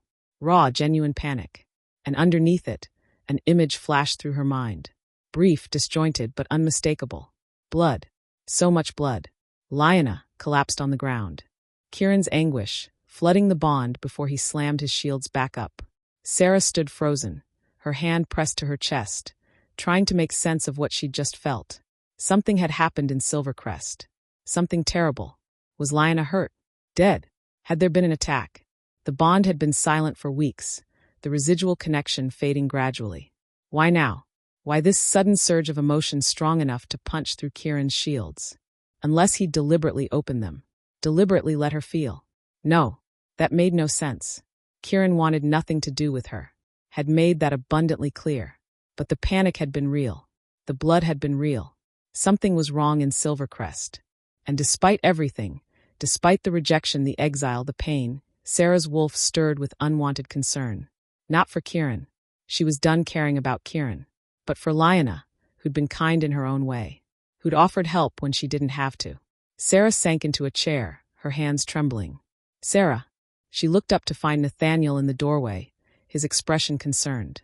He must have come straight from a meeting. Still wore formal clothes, authority radiating off him. But his amber eyes were soft, focused entirely on her. What's wrong? He asked, crossing the room quickly. You're pale. Are you hurt? The bond, she managed. The residual connection. I felt, Kieran opened it. Something's happened in Silvercrest. Nathaniel's jaw tightened. What did you feel? Panic. Blood. Lyanna. I think Lyanna's been hurt. Maybe worse.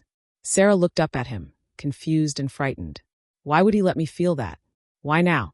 Nathaniel pulled out his phone, already dialing. I need to make some calls. Find out what's happening. You have contacts in Silvercrest? I have contacts everywhere. He pressed the phone to his ear. Stay here. I'll be back. He disappeared into her office, and Sera could hear his voice, low and urgent, speaking to someone. Then another call. Then another. She sat in the library, surrounded by books and silence, feeling the phantom ache in her chest where Kieran's panic had punched through. 15 minutes later, Nathaniel emerged, his expression grim. There was an attack, he said quietly. Rogues breached Silvercrest's borders last night. Hit one of their outer settlements. Multiple casualties. Lyanna was part of the defense. She's alive, but critically injured. Sera's hand flew to her mouth. Oh goddess. Kieran's apparently losing his mind. Pack's on lockdown. They're calling it the worst attack Silvercrest's seen in decades. Nathaniel sat beside her, his presence grounding. The rogues left the same message.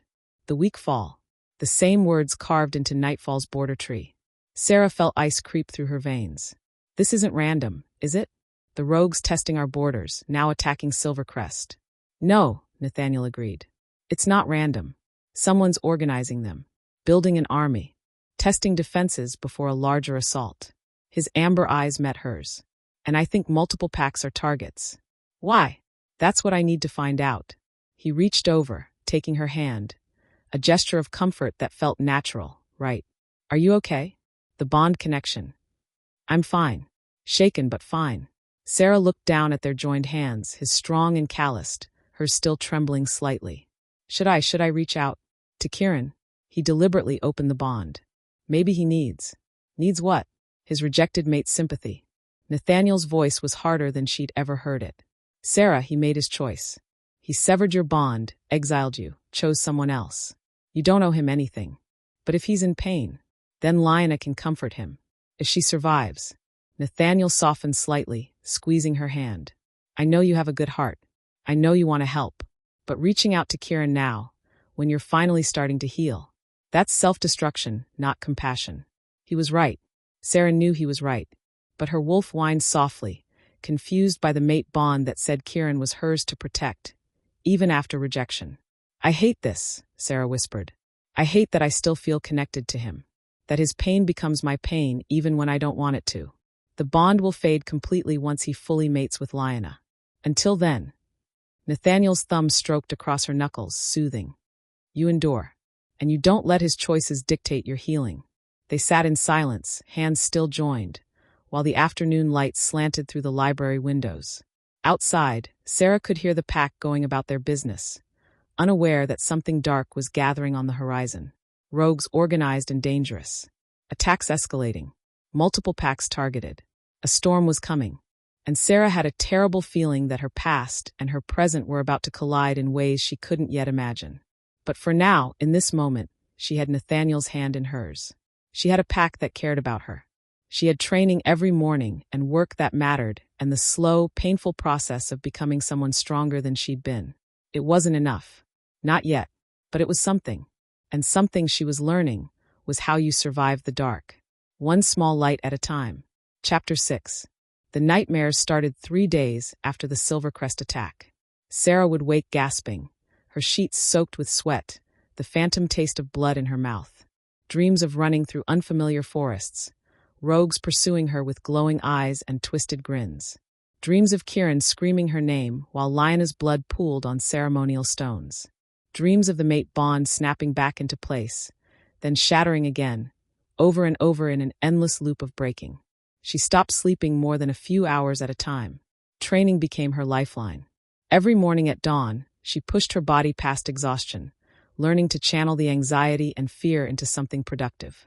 Maya noticed the intensity, the way Sera threw herself into drills with almost desperate focus, but said nothing. Just adjusted the training, pushed harder, demanded more. By the end of the second week, Sera could hold a defensive stance for 20 minutes without breaking form. Could read an opponent's tells well enough to block most strikes. Could redirect force with enough efficiency that Kira had stopped holding back during sparring. You're getting scary good at this, Kira said one morning, rubbing her arm where Sera had landed a solid hit. Like legitimately scary. In a good way. A very good please don't hurt me way. Sorry, Sera said, not feeling particularly sorry. The physical exertion quieted the chaos in her head, silenced the phantom whispers from the bond. Again, Kira groaned but reset her stance. The library work continued too, but Sera found herself drawn more to the historical texts about pack warfare, rogue behavior, ancient conflicts. Looking for patterns, precedents, anything that might explain what was happening. The attacks had escalated. 3 more packs hit in the past 2 weeks. Always outer settlements, always at night, always with the same message left behind. The week fall. Nightfall had reinforced their borders, established rotating patrols, created safe zones for vulnerable pack members. Nathaniel coordinated with other alphas constantly, trying to predict where the rogues would strike next, searching for the pattern behind the chaos. Sera saw him rarely now. When she did, he looked exhausted, the weight of leadership carving lines into his face. But he always stopped when he saw her, always asked how she was, always made her feel like she mattered despite the crisis consuming his attention. It was dangerous, how much she'd started to care about him. Late one evening, Sera was alone in the library, poring over a text about the rogue wars of 1847, when she found it. A passage describing organized rogue attacks led by a charismatic leader who'd been rejected by his birth pack. He'd gathered other rejected wolves, built an army based on shared resentment, and launched a campaign of vengeance against the packs that had cast them out. The war had lasted 3 years and decimated a dozen territories before allied packs finally hunted down the leader and scattered his forces. The parallels were chilling. Sera was taking notes when she heard footsteps on the stairs. Heavy, purposeful, unmistakably Alpha. Nathaniel appeared in the doorway, backlit by the hallway lamps. He wore dark clothes, practical for patrol, and looked like he hadn't slept in days. "It's past midnight," he said quietly. "You should be resting." "So should you." Sera gestured at the empty library. "Yet here we both are." A ghost of a smile crossed his face. "Fair point." He moved into the room, his presence filling the space in a way that made Sera's wolf stir with awareness. "What are you researching?" "The Rogue Wars, 1847 through 1850. I found some interesting parallels to our current situation." She turned the ancient text toward him. A rejected wolf named Marcus Blackthorn gathered an army of rogues and launched coordinated attacks against multiple packs. The tactics match what we're seeing now. Hit outer settlements, leave psychological messages, retreat before major forces can respond. Nathaniel leaned over her shoulder to read, close enough that she could feel his body heat, smell the mountain pine and alpha musk that was distinctly him. Her wolf pressed closer to the surface, seeking comfort in his proximity. "Dangerous. So dangerous. How did they stop him?" Nathaniel asked, his voice low. Allied packs formed a coalition, tracked him to his stronghold in the northern wastes, and eliminated the leadership structure. Without Blackthorn, the rogue army fell apart. Most scattered, some sought pack acceptance, a few died fighting. So we need to find whoever's leading this current group. And we need to understand their motivation. Sera pulled out another text, this one detailing psychological profiles of rogue leaders. Blackthorn was motivated by revenge. Personal vendetta against the pack system that rejected him. But there have been other rogue uprisings, some driven by resource scarcity, some by ideological opposition to pack hierarchy, some by simple opportunism. Nathaniel straightened, running a hand through his hair. The gesture was tired, almost vulnerable. "I've been approaching this as a military problem. Border security, patrol optimization, defensive strategies. But you're right, we need to understand the why behind it. Have there been any survivors from the attacks? Anyone who could tell us what the rogues are saying, what they want?" "A few. Most are too traumatized to give coherent reports. But there was one, a young wolf from the River Mist pack attack last week. She said the rogues were chanting something during the assault. Not just the weak fall. Something longer." "What?" "The weak fall, the strong rise, and the bonds that bind will break." Nathaniel's amber eyes met hers. "Mean anything to you?" Sera's blood ran cold. That's a corruption of an ancient prophecy. From the moon goddess texts. She scrambled for another book, fingers flying through pages until she found the passage. "Here. When the weak stand strong, when the rejected rise, when the bonds that bind become chains, the packs will face their reckoning." "That's not the same thing." "No, it's been twisted. The original prophecy is about transformation, about rejected wolves finding strength. But whoever's leading these rogues has perverted it into a justification for violence. Sera's mind raced, connections forming. What if this isn't just about revenge? What if it's about ideology? A movement to destroy the pack system entirely? Nathaniel was quiet for a long moment, processing. When he spoke, his voice was grim. That would make this much bigger than random attacks. That's a war. Yes. And if it's ideological, if it's about rejected wolves rising up. He trailed off, looking at her with an expression she couldn't quite read. Sera, you need to be careful. You're a recent reject, new to the pack, vulnerable to recruitment if they approach you the right way. You think I'd join them? She couldn't keep the hurt from her voice. No. He moved closer, his hand coming up to cup her cheek, an intimate gesture that stole her breath. But they might think you would. Might target you because you fit their profile. A wolf rejected by an alpha heir, cast out of her birth pack. You're exactly the kind of wolf they'd want to radicalize. Sera leaned into his touch before she could stop herself, her wolf practically purring at the contact. I would never. I know. But they don't know that. His thumb stroked across her cheekbone, gentle and grounding. Promise me you'll be careful. Don't go anywhere alone. Stay within pack boundaries. If anyone approaches you with recruitment rhetoric, I'll tell you immediately, Sera finished. Nathaniel, I'm not going to betray Nightfall. This pack saved me when I had nothing. I know, he said again, softer this time. I can't lose anyone else. The vulnerability in his voice cracked something open in Sera's chest. Anyone else? Nathaniel dropped his hand, stepping back, and Sera felt the loss of contact like a physical ache. 5 years ago, there was a smaller rogue incident. A group tried to establish a camp in our territory. I sent a patrol to negotiate their departure peacefully. I always prefer diplomacy when possible.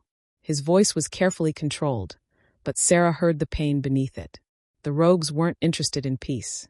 They ambushed the patrol, killed 3 of my wolves before we could respond. I'm sorry. One of them was my beta, my best friend since childhood. His name was Daniel. Nathaniel's eyes were distant, remembering. He was supposed to get mated that summer, had a whole life planned. Instead, I sent him into an ambush because I was too naive to believe rogues could be that ruthless. That wasn't your fault. It was my responsibility. His gaze snapped back to her, intense and haunted. Every wolf in this pack is my responsibility. Their safety, their lives, their futures. When they die on my watch, that's on me. Sera stood, crossing to him without thinking, driven by an instinct to comfort. You can't save everyone, Nathaniel. You're not the moon goddess. You're just one wolf trying to protect hundreds. I'm an alpha. I'm supposed to. You're supposed to be perfect? Never make mistakes. Carry every loss as personal failure. Sera's hand found his chest, feeling his heart hammering beneath her palm. That's not leadership. That's self-destruction. They stood close enough that she could see the gold flecks in his amber eyes, feel the heat radiating off his skin, hear the slightly ragged edge to his breathing. The air between them thickened, charged with something Sera didn't want to name. Nathaniel's hand came up to cover hers where it rested on his chest. You're making it very difficult to maintain appropriate boundaries. What boundaries? The words slipped out before Sera could stop them. The ones that say I shouldn't be feeling what I'm feeling about a pack member who's still healing from mate rejection. His voice was rough, honest in a way that made Sera's wolf howl with recognition. The ones that say getting involved with you right now would be taking advantage of your vulnerability. What if I'm not that vulnerable anymore? You are. You're just getting better at hiding it. His hand tightened over hers. And I refuse to be another alpha who asks more from you than you're ready to give. The words hung between them. Acknowledgement of attraction, confession of restraint, promise of respect. It should have been enough. But Sera's traitorous heart wanted more. Before she could respond, before she could make a terrible decision or a brave one, the moment shattered. A howl split the night, long, urgent, the pack alarm. Nathaniel went rigid, his entire demeanor shifting to alpha in an instant. He pulled out his phone, checking messages, and Sera watched his expression go from concern to furious. What is it? She asked. The rogues. They're attacking the eastern border. Right now. He was already moving toward the stairs. Get to the safe house. Nora will coordinate. I'm not hiding while the pack fights. Nathaniel spun back, his eyes flashing gold, his wolf rising to the surface. Sera, I've been training for 3 weeks. I'm not useless. And you said yourself, I might be a target. If the rogues are looking for rejected wolves to recruit, maybe I can help. Absolutely not. You are not using yourself as bait. Another howl, closer now. Then shouting, the sounds of conflict carrying on the night wind. We don't have time to argue, Sera said. Tell me where I can help or tell me to hide. But make a decision. Nathaniel's jaw clenched, Alpha authority warring with something else. Concern, fear, the desire to protect her specifically rather than just as a pack member. Fine, he bit out. But you stay with Maya's unit. You follow orders exactly. And if I tell you to run, you run. Understood. Understood. They ran. The eastern border was chaos. Fires burned in 3 locations, smoke billowing into the night sky. Nightfall wolves fought in scattered groups, trying to repel rogues that seemed to come from everywhere at once. The rogues were organized, coordinated in a way that confirmed Sera's theory. This wasn't random violence. This was military strategy. Maya was directing defensive positions when Nathaniel and Sera arrived. She barely glanced at Sera before thrusting a short staff into her hands. You know how to use this? Basic training only. Then stay behind the line and don't die. We need defenders on the supply cache. Rogues keep trying to flank and steal our resources. Maya pointed to a small building 50 yards back from the main conflict. Hold that position. Kira's already there. Sera ran. The supply cache was a reinforced structure containing medical supplies, weapons, emergency provisions. 4 wolves defended it, including Kira, who looked simultaneously terrified and exhilarated. Sera, thank the goddess. I've been holding this position with 3 semi-trained wolves and a prayer. Kira thrust her toward the eastern wall. Watch that approach. Rogues keep testing it.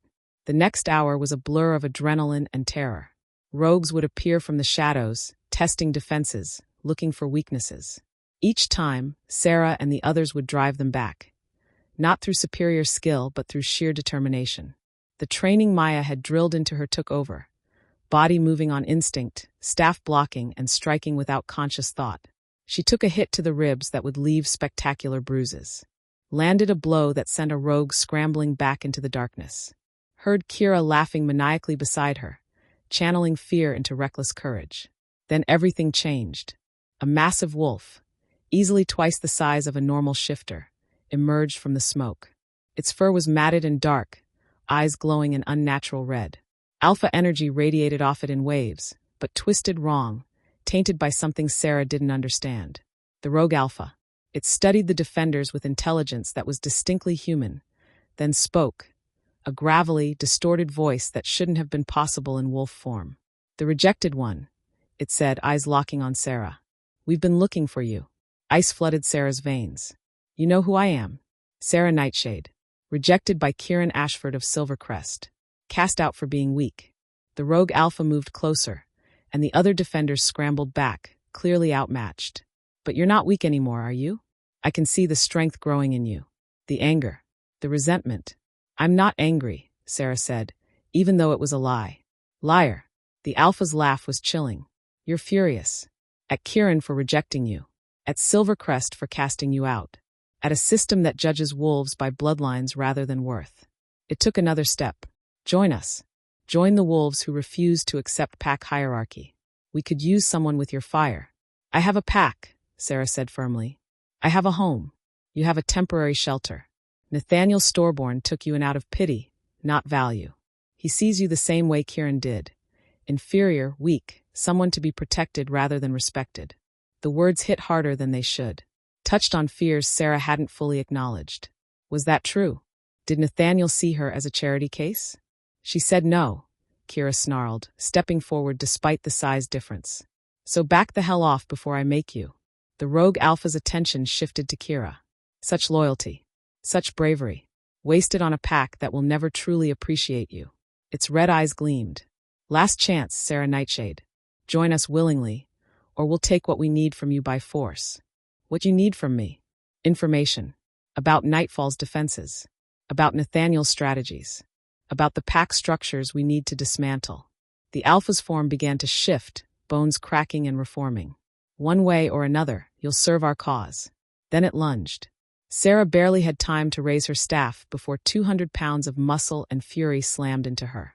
She went down hard, the breath knocked from her lungs, staff flying from her grip. The rogue Alpha's jaws snapped inches from her throat.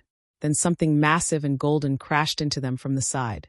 Nathaniel, in his wolf form, radiating pure alpha dominance, tore the rogue off Sera with vicious efficiency. The two alphas collided in a flurry of teeth and claws, power meeting power in a way that made the ground tremble. Sera scrambled backward, searching for her weapon, her heart hammering so hard she thought it might burst. Around them, the battle had turned. More Nightfall wolves poured in, driving the rogues back. Maya coordinated the counterattack with deadly precision. Kira fought beside her mother, finally finding her rhythm. But Sera's attention was locked on Nathaniel and the rogue Alpha, their battle brutal and primal. Nathaniel was larger, more powerful. But the rogue fought with a desperate, reckless fury that came from having nothing left to lose. Blood flew. Both alphas took hits that would have killed normal wolves. Then Nathaniel found an opening. His jaws closed around the rogue's throat. Not quite a killing blow, but a submission hold. The rogue thrashed, trying to break free, but Nathaniel's grip was iron. For a moment, Sera thought it was over. Then the rogue did something unexpected.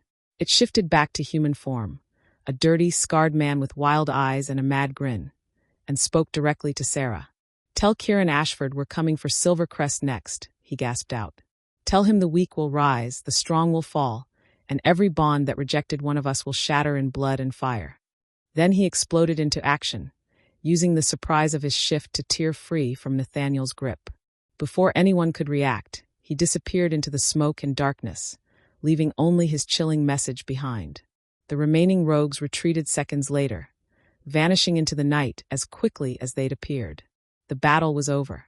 Nightfall had held. But Sera stood in the aftermath, covered in dirt and blood, the rogue's words echoing in her mind. "We're coming for Silvercrest next." She looked at Nathaniel, who'd shifted back to human form, bleeding from a dozen wounds but alive. His amber eyes met hers across the battlefield, and she saw the same realization she felt. This wasn't over. This was just beginning, and somehow, impossibly, her past was about to collide with her present in ways she couldn't yet imagine. The question was, when it did, which side would she choose? The pack that rejected her, or the one that had given her a second chance? Chapter 7. The healing house was organized chaos. Wounded wolves filled every available bed, healers moving between them with practiced efficiency. The smell of blood and healing herbs hung heavy in the air, mixing with the sharper scent of fear and adrenaline that hadn't yet faded. Sera sat on an examination table while a young healer named Tomas checked her injuries. Bruised ribs, minor cuts, a twisted ankle. Nothing that wouldn't heal within a day or two. Her wolf's accelerated healing was already working, knitting tissue back together, easing the pain. The physical damage was minimal. The emotional aftermath was something else entirely. "You're lucky," Tomas said, wrapping her ribs with practiced efficiency. "That rogue Alpha could have killed you, if Nathaniel hadn't gotten there when he did." "But he did," Sera interrupted, not wanting to think about the alternative. "How is he?" "Refusing treatment, naturally. He's with the council, debriefing." Tomas shook his head, exasperated. "Alphas. They think they're invincible." Through the chaos of the healing house, Sera caught glimpses of the true cost of the attack. A young wolf with claw marks across his face that would scar. An enforcer with a shattered leg that would take weeks to heal properly. An Omega sobbing quietly while a healer worked on her partner's injuries. They'd won, driven the rogues back. But the victory felt hollow.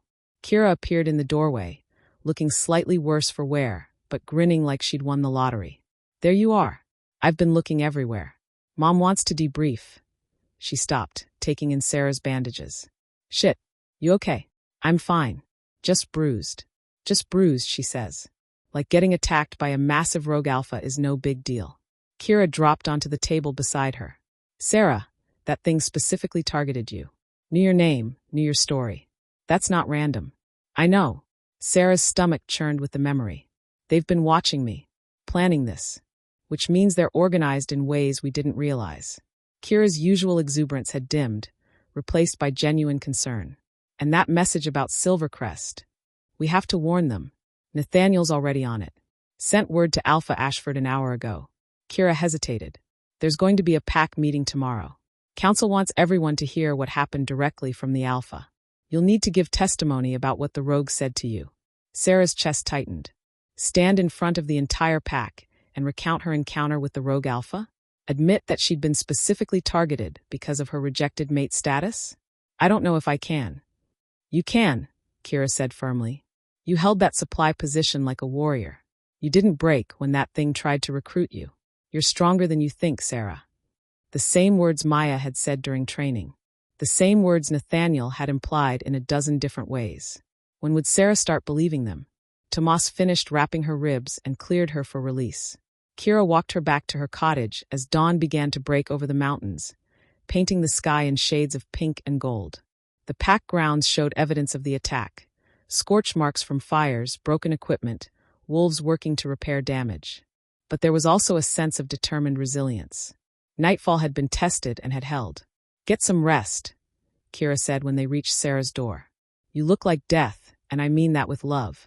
Thanks, I think. After Kira left, Sera stood in her small cottage, still wearing blood-stained clothes, her body aching despite the healing. She should shower, should eat, should sleep. Instead, she found herself drawn to the window overlooking the river. The rogue's words echoed in her mind. Nathaniel Stormborne took you in out of pity, not value. Was that true? Had she been a charity case all along? No, she couldn't believe that. Nathaniel had treated her with respect from the beginning, had pushed her to grow, had seen potential in her that she hadn't seen in herself. But doubt was insidious, creeping in through the cracks in her confidence. She was still standing there when a knock sounded at her door.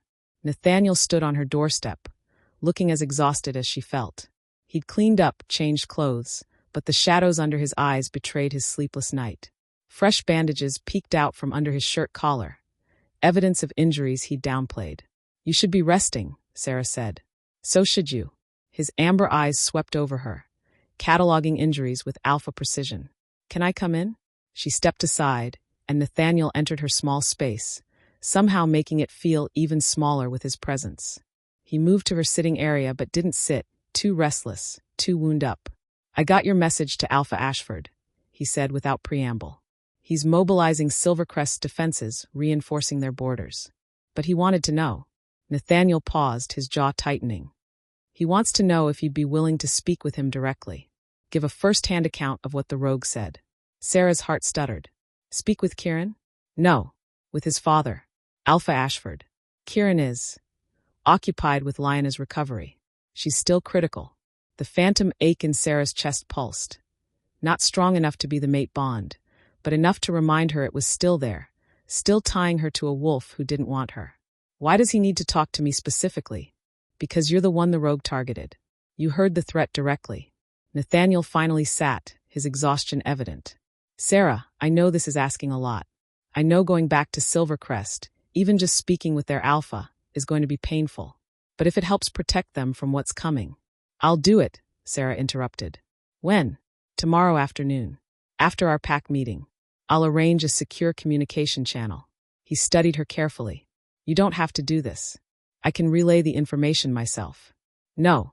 If Alpha Ashford wants a first-hand account, he should have one. Sera moved to sit across from him, wincing slightly as her ribs protested. Besides, maybe it's time I faced that part of my past instead of running from it. Nathaniel leaned forward, elbows on his knees, close enough that she could see the gold flecks in his eyes. What happened out there, when the rogue targeted you? That wasn't your fault. You know that, right? He knew everything about me. My rejection, my exile, my history. Someone's been feeding them intelligence. We're investigating. But Sera, intelligence gathering doesn't change the fact that you fought back. You refused recruitment even when threatened. You chose this pack. Of course I chose this pack, Sera said, confused. Why wouldn't I? Because you have every reason to resent the pack system that hurt you. The rogues offered you vengeance, purpose, belonging with wolves who understand rejection. Nathaniel's voice was intense, earnest. Some wolves in your position would have taken that offer. I'm not some wolves. No, you're not. His hand reached out, fingers brushing her cheek in a gesture that was becoming familiar, comforting. You're stronger than you know, braver than you believe, and worth so much more than Kieran Ashford ever deserved. Sera's breath caught. The air between them thickened, charged with the same tension that had crackled in the library before the attack. This time, neither of them pulled away. Nathaniel, Sera whispered. What are we doing? I don't know, he admitted, his thumb stroking along her jaw. I know what I shouldn't be doing. Shouldn't be touching you like this. Shouldn't be feeling what I feel. You're still healing from mate rejection. You're vulnerable. You need space and time and… What if I don't want space? The words tumbled out before Sera could stop them. What if I'm tired of being treated like I'm broken? What if I want… She didn't finish. Couldn't finish. Because Nathaniel closed the distance between them, his lips capturing hers in a kiss that was gentle and fierce all at once. Sera's wolf howled in recognition. Not the mate bond, but something else. Something that felt like choice rather than destiny. Like building something new instead of mourning what was lost. His hand cupped the back of her head, fingers threading through her hair, and Sera melted into him. Into the kiss, into the moment, into the possibility that maybe broken wolves could heal by choosing to be whole again. When they finally broke apart, both breathing hard, Nathaniel rested his forehead against hers. That was a terrible idea, he murmured. Probably, Sera agreed. You're going through trauma. I'm your alpha. The power dynamic is all wrong. Nathaniel. Sera pulled back enough to meet his eyes. I'm choosing this. Choosing you. Not because I'm broken or vulnerable or looking for someone to fix me, but because you see me as strong even when I don't see it myself. Because you push me to grow instead of protecting me from everything.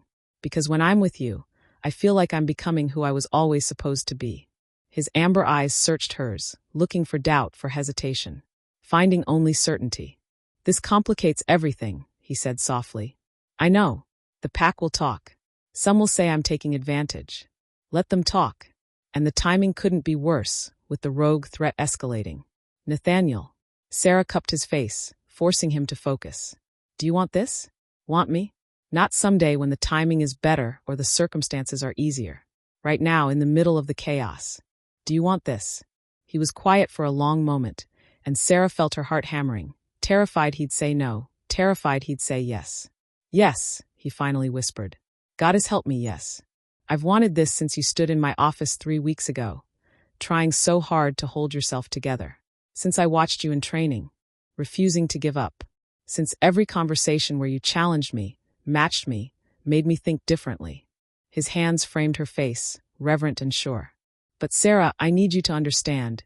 If we do this, if we start something, I won't be able to protect you the way I should. My judgment will be compromised. My decisions will be colored by what you mean to me. Then we'll figure it out together, Sera said. No more hiding. No more pretending we don't feel this. Nathaniel kissed her again, deeper this time, and Sera felt something shift inside her chest. Not healing.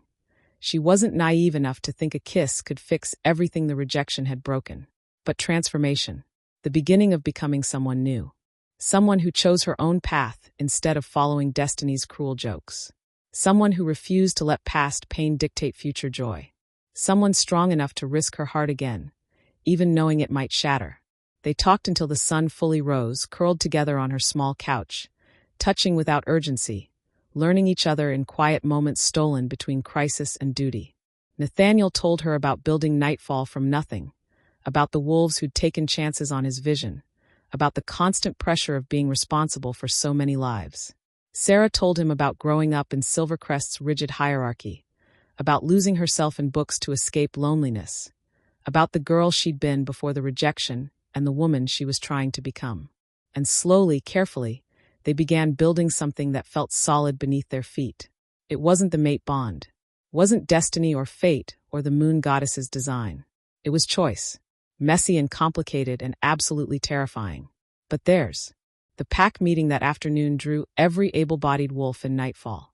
They gathered in the communal hall, which had been expanded to accommodate the crowd. Families clustered together, warriors stood in protective groups, elders claimed the front seats. The atmosphere was tense, expectant, afraid. Sera stood near the front with the other wolves who defended the supply cache.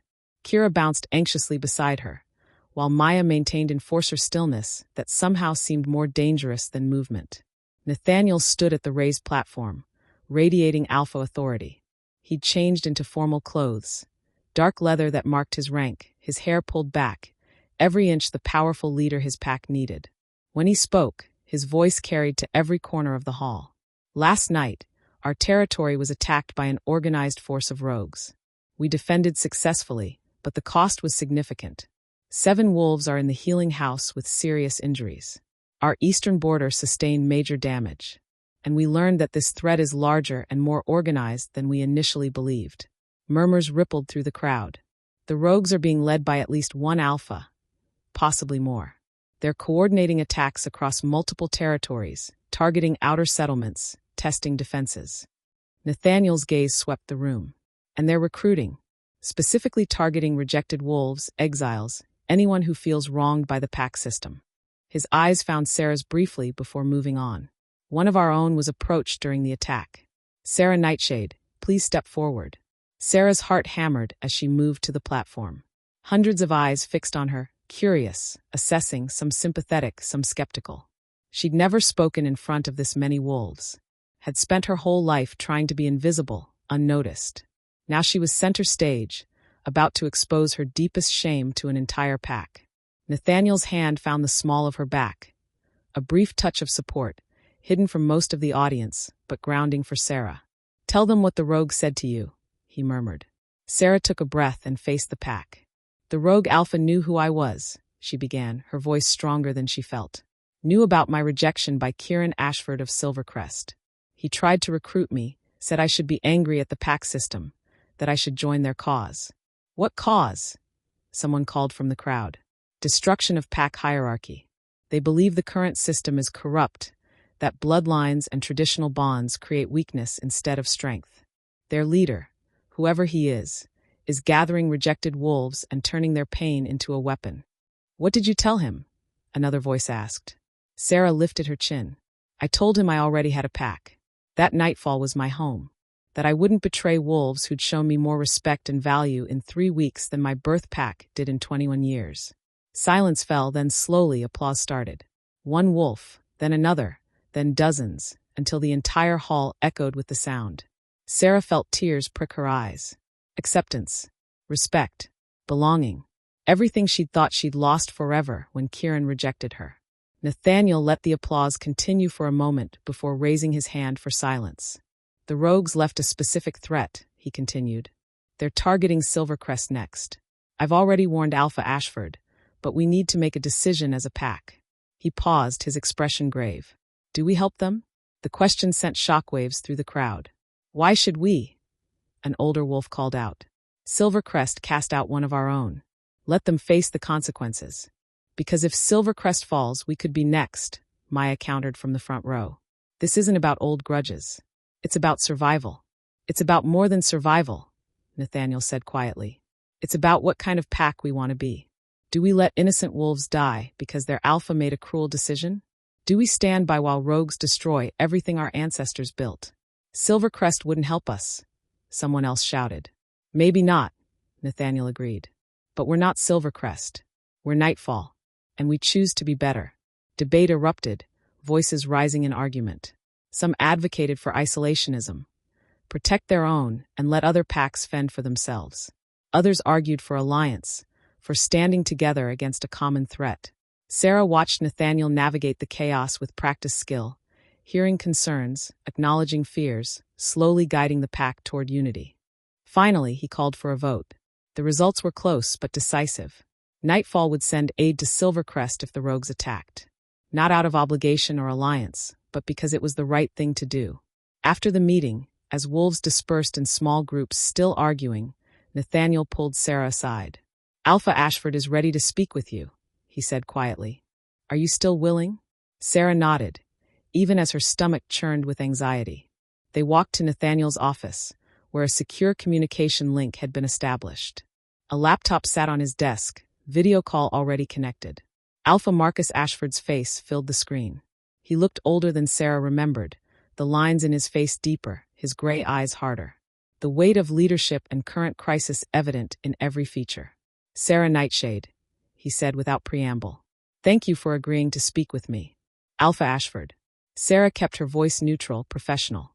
Nathaniel has briefed me on the attack. I need to hear directly from you. What exactly did the rogue threaten? Sera recounted the encounter in detail. The rogue's knowledge of her history, the recruitment attempt, the specific threat about Silvercrest being next. Alpha Ashford listened in silence, his expression darkening with each word. This is worse than I thought, he said finally. They're not just attacking randomly. They're building a narrative, recruiting wolves who feel wronged, using ideology as a weapon. He paused. And they specifically mentioned the mate bond. Every bond that rejected one of us will shatter in blood and fire. Yes, sir. My son rejected you 3 weeks ago. Severed a fated bond for political advantage. Alpha Ashford's voice was carefully controlled. I won't insult you by apologizing. The decision was made, and we all live with consequences. But I need you to understand that what Kieran did may have made you a specific target. The rogues could use you against him, against Silvercrest. Sera felt Nathaniel tense beside her. I'm not going back to Silvercrest, she said firmly. If that's what you're suggesting. No, I'm suggesting the opposite. Alpha Ashford leaned forward. Stay in Nightfall. Stay safe. Because if the rogues can't recruit you, they might try to capture you. Use you as leverage. The implications settled over Sera like a heavy blanket. She wasn't just a rejected mate trying to start over. She was a tactical weakness. A vulnerability that could be exploited. A target. I'll increase her security, Nathaniel said, his voice tight with controlled anger. But Alpha Ashford, if you think I'm going to lock her away like some prize to be protected, I think you're going to do whatever it takes to keep her alive, Alpha Ashford interrupted. Because the rogues won't hesitate to kill her once she's no longer useful. He turned his attention back to Sera. I'm sorry this burden has fallen to you. You've already suffered enough because of decisions my son made. But reality doesn't care about fairness. The call ended shortly after, leaving Sera and Nathaniel alone in the office. He's right, Sera said quietly. I'm a liability now. You're not. I am. And we both know it. She turned to face him, seeing her own fear reflected in his amber eyes. The rogues will come for me, either to recruit me or kill me or use me against Silvercrest. And anyone close to me becomes a target too. Then we'll face it together, Nathaniel said firmly. He pulled her into his arms, and Sera let herself lean into his strength. You're not alone in this, Sera. Not anymore. But as she stood there, wrapped in the arms of an alpha who'd given her a second chance, Sera felt the weight of impossible choices pressing down. Stay and put Nightfall at risk. Go back to Silvercrest and face the pack that rejected her. Or find some third option that didn't exist yet. Outside the window, storm clouds gathered over the mountains. A storm was coming, and Sera had a terrible feeling that before it was over, she'd have to choose between protecting the pack that saved her and saving the pack that cast her out, even if making that choice destroyed her in the process. Chapter 8. The attack on Silvercrest came 3 days later. Sera was in the library, organizing a new shipment of historical texts, when the phantom pain hit her like a lightning strike. She gasped, her hand flying to her chest as agony exploded through the residual mate bond. Not her pain, Kieran's. Raw, overwhelming terror and fury flooding through the connection he'd tried so hard to sever. The book she'd been holding clattered to the floor. Lyanna. Sera didn't know how she knew, but she did. Something had happened to Lyanna. Something terrible. Through the damaged bond, she felt Kieran's anguish like it was her own. Felt his wolf howling in despair. Felt the moment his world shattered into pieces. Then, as quickly as it had opened, the connection slammed shut again. But the echo of his pain remained, reverberating through Sera's chest like a dying heartbeat. She was still standing there, shaking, when Nathaniel burst through the library doors. Silvercrest is under attack, he said without preamble. Major assault. The rogues breached their borders an hour ago. Alpha Ashford is calling for aid. Sera's wolf howled, responding to Kieran's distant pain, to the threat against her birth pack, to instincts that said she should be there, fighting, protecting what was hers even if they'd cast her out. I felt it, she whispered. Through the bond. Something happened to Lyanna. Nathaniel's jaw tightened. Pack your go bag. We're mobilizing a support unit within the hour. I'm leading it personally. And before you argue, he held up a hand. You're coming with us. Under heavy guard. Alpha Ashford was right. The rogues want you. Better you're where I can protect you than here while our forces are divided. It was the tactically sound decision. It was also the decision that would take Sera back to the place that had broken her. How bad is the attack? She asked. Bad. They hit during a ceremony. Some kind of gathering in the main square. Casualties are significant. Nathaniel's expression was grim. This isn't a border skirmish, Sera. This is a massacre. 20 minutes later, Sera stood in the main square of Nightfall as warriors assembled. Maya barked orders, organizing wolves into tactical units. Kira was there too, her usual exuberance replaced by grim determination. "You ready for this?" Kira asked, checking her weapons with practiced efficiency. "No," Sera admitted, "but I'm going anyway." The journey to Silvercrest took 2 hours at full run, wolves in their shifted forms, moving through the forest with deadly purpose. Nathaniel led the pack, his golden wolf massive and powerful, radiating alpha dominance that kept everyone focused and coordinated. Sera ran in the middle of the group, protected on all sides by experienced warriors. Her own wolf, still damaged, still healing, struggled to keep pace, but adrenaline and determination carried her forward. As they crossed into Silvercrest territory, the smell of smoke and blood hit them. The outer settlements were burning. Bodies littered the ground, rogues and pack wolves alike. The rogues had carved their message into trees, buildings, even the earth itself. The weak fall. But this time they'd added more. The bonds break. The old order ends. Sera felt sick. This wasn't just an attack. It was a statement, a declaration of war against everything the pack system represented. They found Alpha Ashford coordinating defenses near the center of the territory. He looked haggard, his clothes torn and bloodied, but his voice remained strong as he directed his wolves. When he saw Nathaniel's unit arrive, relief flooded his features. "Thank the goddess," he said. "They hit us hard. We're holding the main settlement, but they've taken the eastern sector. Civilians are trapped." "We'll handle the eastern sector," Nathaniel interrupted. "Where's Kieran?" Alpha Ashford's expression darkened. "The healing house. He won't leave Lyanna's side." So Sera's instinct had been right. Something had happened to Lyanna. "How bad?" Nathaniel asked. "Critical. The rogues specifically targeted her. Seemed to know exactly where she'd be during the ceremony. They're saying it was an assassination attempt." Alpha Ashford's voice dropped. "She might not survive." Sera felt the ground tilt beneath her feet. Lyanna, who'd been kind when she didn't have to be, who'd written her a letter of recommendation, who was supposed to become Luna of Silvercrest and live a long, powerful life, dying because rogues wanted to break Kieran, to destroy the bond that had replaced Sera's. "We need to move," Maya said, appearing at Nathaniel's side. "If there are civilians trapped, every minute matters."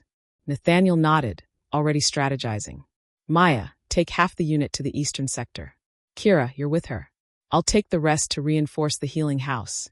If they targeted Lyanna once, they might try again." "I'm going with you," Sera said.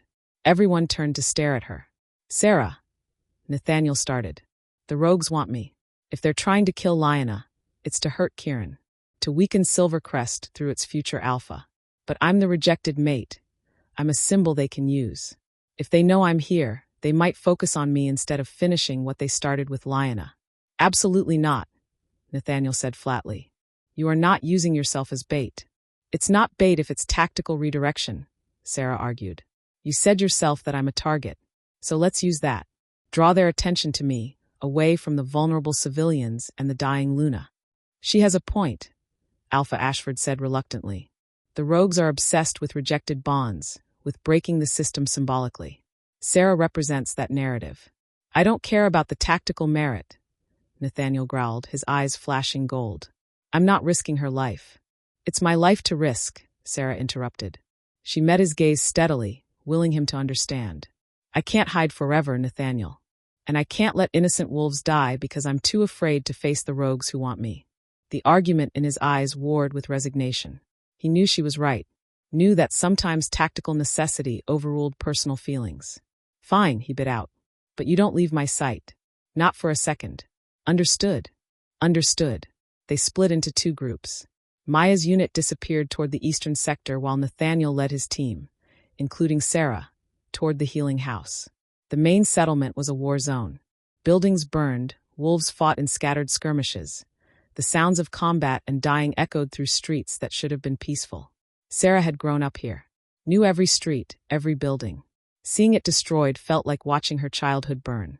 The healing house was under siege. A group of rogues had surrounded it, preventing anyone from entering or leaving. Inside, Sera could see wolves pressed against windows, healers and their patients trapped and terrified. Nathaniel's team hit the rogues with devastating efficiency. These were Nightfall's elite warriors, trained by Maya herself, and they moved with coordinated precision that the disorganized rogues couldn't match. The fight was brutal but brief. Within minutes, the rogues were either dead or fleeing, and Nathaniel's wolves established a defensive perimeter around the healing house. "Secure the entrances," Nathaniel ordered. "No one gets in or out without clearance." Then he turned to Sera. "Stay close." They entered the healing house together, and the smell of blood and fear was overwhelming. Wounded wolves filled every available space, healers moving between them with exhausted desperation. And in a private room at the back, Sera found Kieran. He sat beside a bed where Lyanna lay unconscious, her body wrapped in bandages that were already seeping through with blood.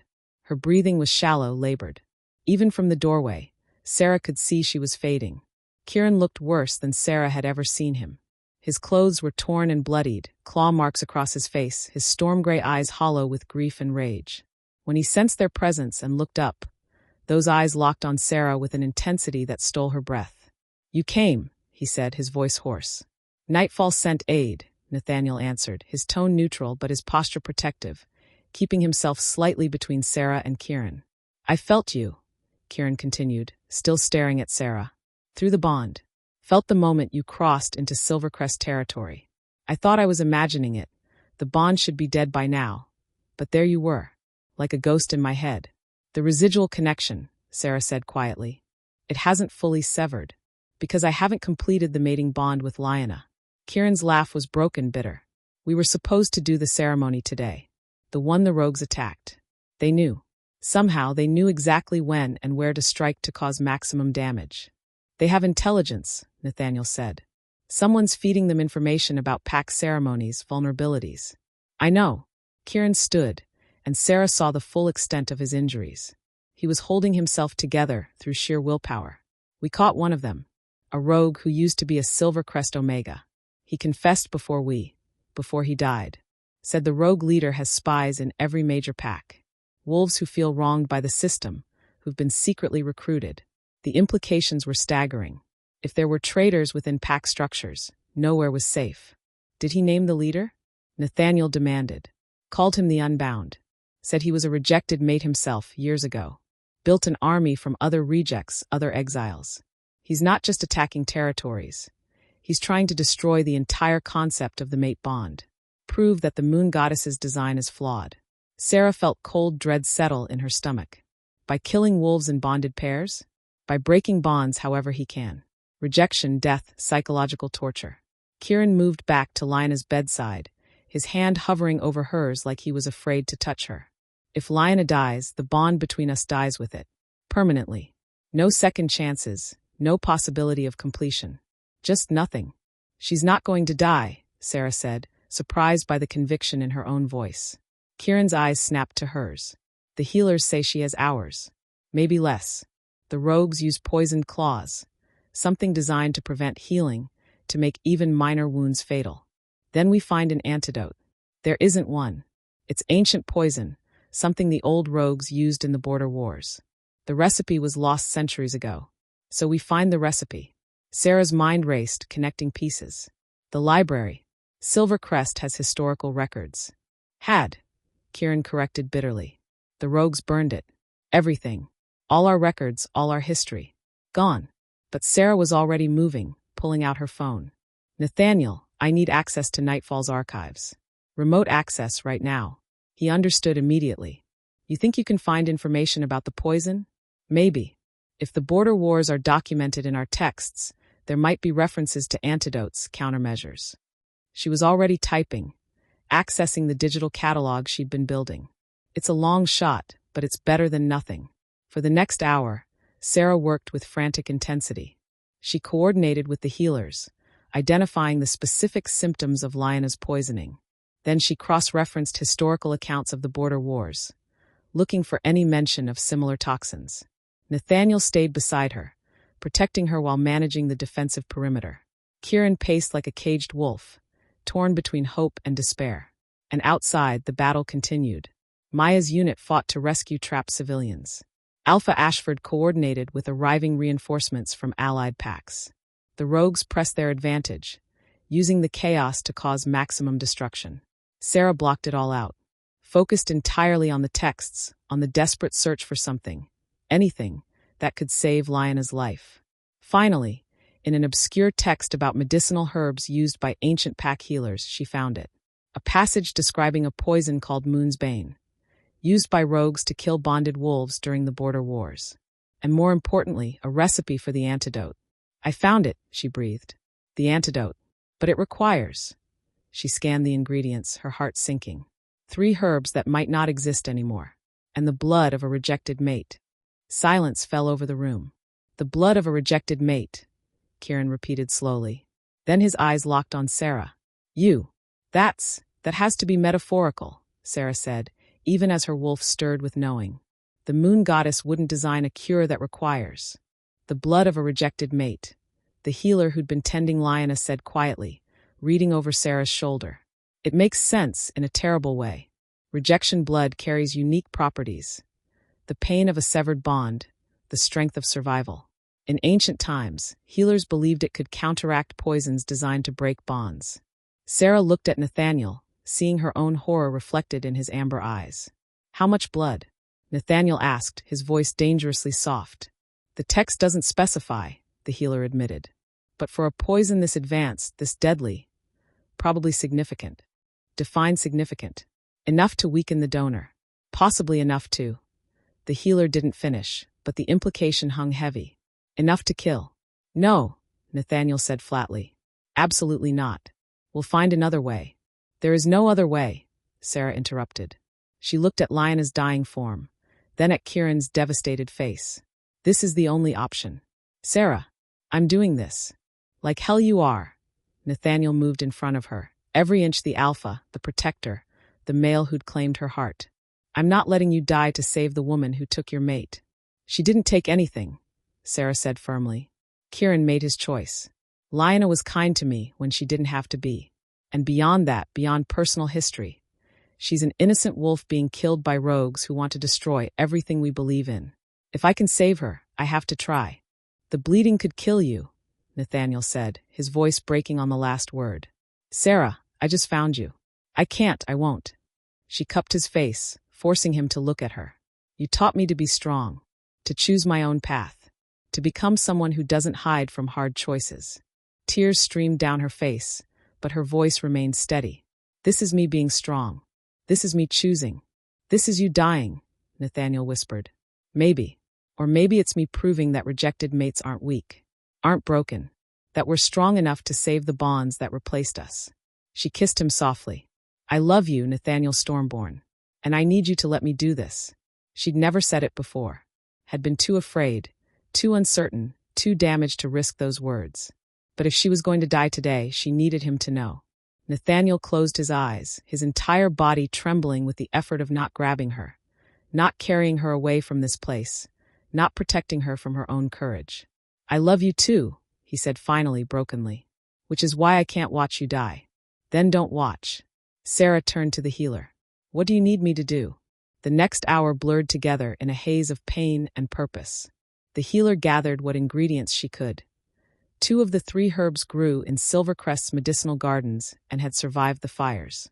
The 3rd would have to be substituted with something similar, less potent but better than nothing. Then came Sera's blood. They used ceremonial bowls, ancient vessels designed for healing rituals. Sera sat beside Lyanna's bed while the healer made precise cuts along her forearms, letting her blood flow into the waiting containers. Kieran stood on the other side, his face ashen, watching the woman he'd rejected bleed to save the woman he'd chosen. Nathaniel had left. Couldn't watch. Sera heard him outside, his roar of anguish carrying through the walls as he fought the instinct to stop this, to protect her, to choose her life over tactical necessity. The blood flowed. More than seemed possible. Sera felt herself growing weaker, her vision blurring at the edges. Her wolf whimpered, confused by the sacrifice, understanding but also terrified. That's enough, the healer said finally, binding Sera's wounds with practiced efficiency. Any more and you won't survive. Sera slumped in her chair, too weak to move, watching through a gray haze as the healer mixed her blood with herbs and other components. The mixture turned silver, then gold, then a deep crimson that seemed to pulse with its own light. Ancient magic. Moon magic. The kind that existed before packs had alphas and omegas, when all wolves were equal under the goddess's gaze. The healer poured the antidote down Lionna's throat, then began chanting in old tongue, prayers and healing spells that predated written language. Time stretched. Seconds became minutes, became hours. Or maybe just moments. Sera couldn't tell anymore. Everything felt distant, dreamlike. She was so cold. "Sera," Kieran's voice, urgent and afraid. "Sera, stay with us. The antidote is working. Look, Lionna's breathing is steadying. Her color's returning. You did it. You saved her. But you have to stay awake. You've lost too much blood." "I'm tired," Sera mumbled. "So tired." "I know. But you can't sleep yet. You have to," his voice cracked. "You have to survive this. You have to let me say I'm sorry. Let me tell you that I was wrong, that you were always strong enough, that rejecting you was the biggest mistake of my life." "Nathaniel," Sera whispered. "Need Nathaniel. He's coming. Hold on." Then Nathaniel was there, gathering her into his arms, his warmth seeping into her frozen body. "Don't you dare leave me," he growled against her hair. "Don't you dare die after making me fall in love with you. I won't survive it, Sera. I won't. Not dying," she mumbled into his chest. "Just resting. The healer said you'll recover," Nathaniel continued, like he was trying to convince himself. "Said rejection blood has strong regenerative properties. You'll heal. You'll be fine. You have to be fine." Sera wanted to answer, wanted to reassure him, but darkness was pulling at her. Not death, she understood that instinctively. Just her body shutting down to heal, to recover from the massive blood loss. Her last conscious thought was of Nathaniel's heartbeat beneath her cheek, steady and sure. A rhythm to anchor herself to. A promise that she'd survived worse than this. A reminder that broken wolves could still choose to be heroes. Then she surrendered to the darkness, trusting that when she woke, he'd still be there. Still holding her. Still loving her. Still seeing her as strong, even when she couldn't see it herself. Chapter 9. Sera woke to the sound of rain against windows. For a moment, she floated in that space between sleep and consciousness, aware only of warmth and safety and the steady rhythm of breathing that wasn't her own. Then memory crashed back. The attack. Lionna. The blood. So much blood. Her eyes flew open. She was in a bed. Not the healing house, somewhere else. A private room with stone walls and elegant furnishings. Silvercrest's guest quarters, she realized. Reserved for visiting dignitaries. And Nathaniel was there, slumped in a chair beside her bed, his hand wrapped around hers, his head bowed in exhausted sleep. He looked terrible. Dark circles under his eyes, new lines carved into his face, his clothes rumpled and stained. How long had he been sitting there? How long had she been unconscious? Sera tried to sit up and immediately regretted it. Her body protested, every muscle screaming, her head spinning with dizziness. The bandages on her forearms were fresh, white, professionally done. The movement woke Nathaniel. His head snapped up, amber eyes going from exhausted to alert in an instant. Sera. Her name was a prayer, a curse, a confession all at once.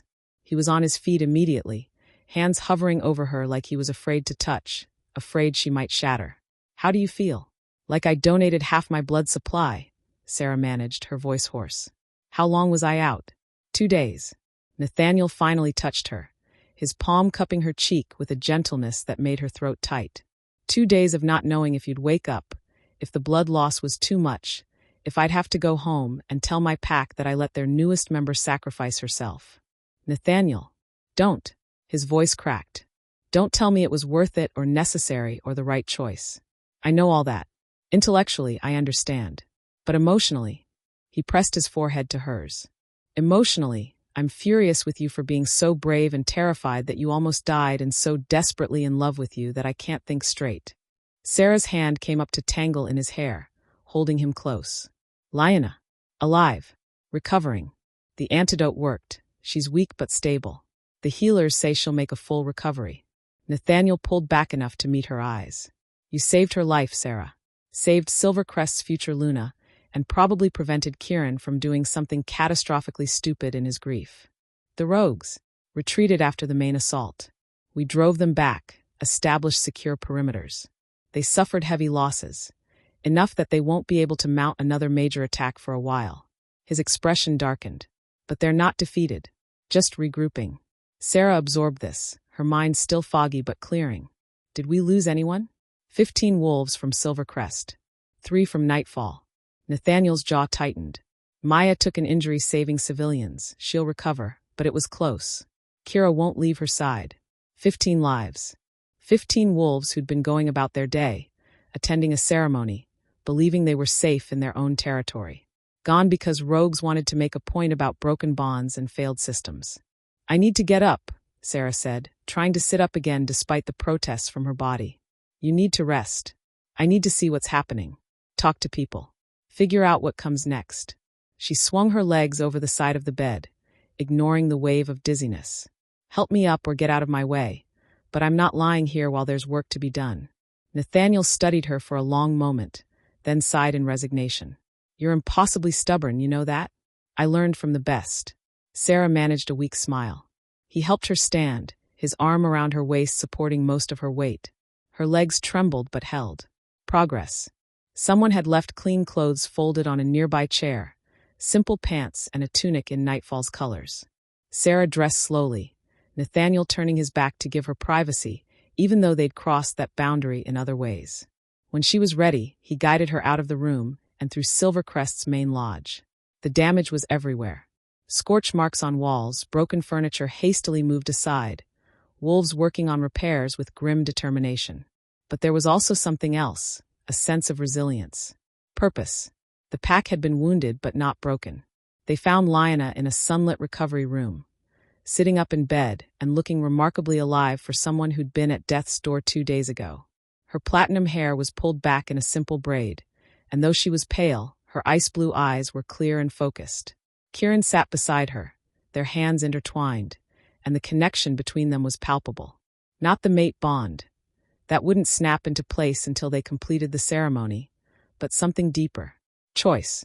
Commitment. Love that had survived the attempt to destroy it. When Lyanna saw Sera in the doorway, her eyes filled with tears. You came, she whispered. Kieran said you'd been here, what you did, but I couldn't quite believe. Her voice broke. Why? After everything, why would you save me? Sera moved into the room, Nathaniel's steady presence at her back. Because you were kind when you didn't have to be. Because innocent wolves don't deserve to die for political statements. And because, she paused, searching for the right words. Because the moon goddess might get the bonds wrong sometimes, but that doesn't mean we have to let them break through violence. Lyanna's tears spilled over. I'm so sorry. For everything. For the role I played in your rejection, for benefiting from your pain. You didn't reject me, Sera interrupted gently. Kieran did. You were just trying to do what your family expected, what your pack needed. I understand that now. She looked at Kieran, who'd been silent through the exchange. I don't forgive you. Not yet. Maybe not ever. But I don't hate you either. I'm just done carrying that weight. Kieran's storm-gray eyes were haunted. I can't ever make this right. Can't undo the rejection or take back the pain I caused. But Sera, I need you to know, you were always strong enough. I was the weak one, too afraid to defy my father, too caught up in what I thought leadership meant. I threw away a fated bond because I was a coward. Yes, you were, Sera agreed and saw him flinch. But you're also the alpha heir of a pack under siege. You're responsible for hundreds of lives. And regardless of our history, I don't want to see Silvercrest fall. The rogues are coming back, Kieran said quietly. This attack was just a test, a message. The real assault is still coming, the one designed to destroy us completely. Then we prepare, Nathaniel said, his alpha voice carrying natural authority. Form a coalition of the targeted packs, coordinate defenses, hunt down this unbound before he can launch his endgame. You'd help us? Kieran looked between Nathaniel and Sera. After what I did to her? I'm not helping you, Nathaniel said bluntly. I'm helping the innocent wolves in your pack who had nothing to do with your poor decisions. And I'm standing against rogues who want to burn down everything our ancestors built. He paused. Also, Sera cares what happens to Silvercrest. So I care what happens to Silvercrest. It's that simple. Lyanna's gaze shifted between Nathaniel and Sera, understanding dawning in her eyes. You've bonded, she said softly. Not the mate bond, but something else. Something you chose. Yes, Sera said simply. I'm glad. Lyanna smiled through her tears. I'm glad you found someone who sees your worth. who chose you the way you deserved to be chosen from the beginning. The sentiment should have felt hollow, coming from the woman who'd replaced her. Instead, it felt genuine, healing in a way Sera hadn't expected. Maybe forgiveness wasn't a grand gesture. Maybe it was just this: choosing to let go of anger, to see former enemies as complicated people who'd done their best in impossible situations. They talked strategy for another hour. Kieran shared intelligence gathered from captured rogues. The Unbound's organization was larger than anyone had realized. Cells in at least a dozen territories, spies embedded in pack structures, weapons caches hidden throughout the forest. They're building toward something, Kieran said. Some kind of coordinated final strike. The captured rogues kept mentioning the breaking, like it's an event, a specific moment when everything changes. Breaking what? Nathaniel asked. The bond system, the pack hierarchy, everything. Kieran's expression was grim. I think they're planning to attack multiple pack centers simultaneously. Hit the alphas, the leadership structures, create so much chaos that the entire system collapses. When? Sera asked, though part of her already knew. The next full moon, Lyanna answered, her voice steady despite the fear in her eyes. It's in 5 days. The moon holds power for our kind. Ceremonies, transformations, bond completions. They're going to use that power against us. 5 days to prepare for a war that could destroy everything. 5 days to find the Unbound and stop whatever nightmare he was planning. 5 days for Sera to figure out her role in all of this. She was no longer just a rejected mate trying to survive. She'd become something else. A bridge between packs, a symbol of both breaking and healing. A wolf who'd proven that sacrifice and strength could coexist. The rogues wanted her as a trophy, a recruitment tool, proof that their ideology was right. But Sera had other plans. The council meeting that afternoon included alphas from 5 packs: Silvercrest, Nightfall, Rivermist, Stonehaven, and Ironwood. All had been targeted by rogue attacks. All had lost wolves. All faced annihilation if the breaking succeeded. Sera sat in the back of the meeting hall, technically just an observer. But she felt every eye that landed on her, heard the whispers. The rejected mate who saved her replacement. The wolf who survived both rejection and near-fatal blood loss. The bridge between Silvercrest and Nightfall. Alpha Marcus Ashford presided over the meeting with grim authority. We have 5 days to prevent catastrophe. I'm proposing a formal alliance. Temporary but binding. We coordinate our defenses, share intelligence, combine our warriors into a unified force. And who leads this unified force? Alpha Chin of Ironwood asked, his tone skeptical. Which pack takes command? The one that's been fighting rogues longest, Maya said from her position near the front. She still moved stiffly from her injury, but her voice carried enforcer authority. Nightfall has been dealing with rogue incursions for months. We have the experience and the tactical knowledge. You're suggesting Nathaniel Stormborne take overall command? Alpha Ashford looked at Nathaniel, who'd been silent through most of the meeting. You'd accept that responsibility? Nathaniel stood, and every wolf in the room felt the weight of his presence. I'll accept it on one condition. Every alpha here maintains authority over their own pack. I coordinate the military response, but internal pack matters remain sovereign. This is a coalition, not a conquest. The other alphas exchanged glances, silent communication passing between them. Finally, Alpha Ashford nodded. Agreed. All in favor. The vote was unanimous. Nathaniel was now war chief for 5 packs. The responsibility settled on his shoulders visibly, but he bore it without flinching. First order of business, he said. We need to locate the Unbound's base of operations. He's coordinating attacks across multiple territories. That requires a central command structure. Find that, and we cut the head off the snake. We've been searching for weeks, Alpha Rivera of Rivermist said. The rogues are too scattered, too mobile. Because we've been searching in the wrong places, Sera heard herself say. Everyone turned to look at her. She stood, her legs still weak but holding, her voice stronger than she felt. The rogues aren't scattered randomly. They're organizing around ideology. Rejected mates, exiled wolves, those who feel wronged by the pack system. The Unbound isn't hiding in some remote wilderness. He's hiding in plain sight, gathering his army from wolves who still have access to pack territories. You're saying there are more spies, Kieran said slowly. I'm saying the Unbound probably was a pack wolf himself once. Knows our systems, our vulnerabilities, our traditions. And he's been recruiting from within, turning our own wolves against us. Sera's mind raced, connecting pieces. The attacks all happened during ceremonies or gatherings. Someone had to provide that intelligence. Someone still embedded in pack structures. Silence fell as the implications sank in. We have traitors, Alpha said flatly. Wolves we trust, living among us, feeding information to rogues. Not necessarily wolves you trust, Maya countered. Think about it. Who in your packs feels marginalized?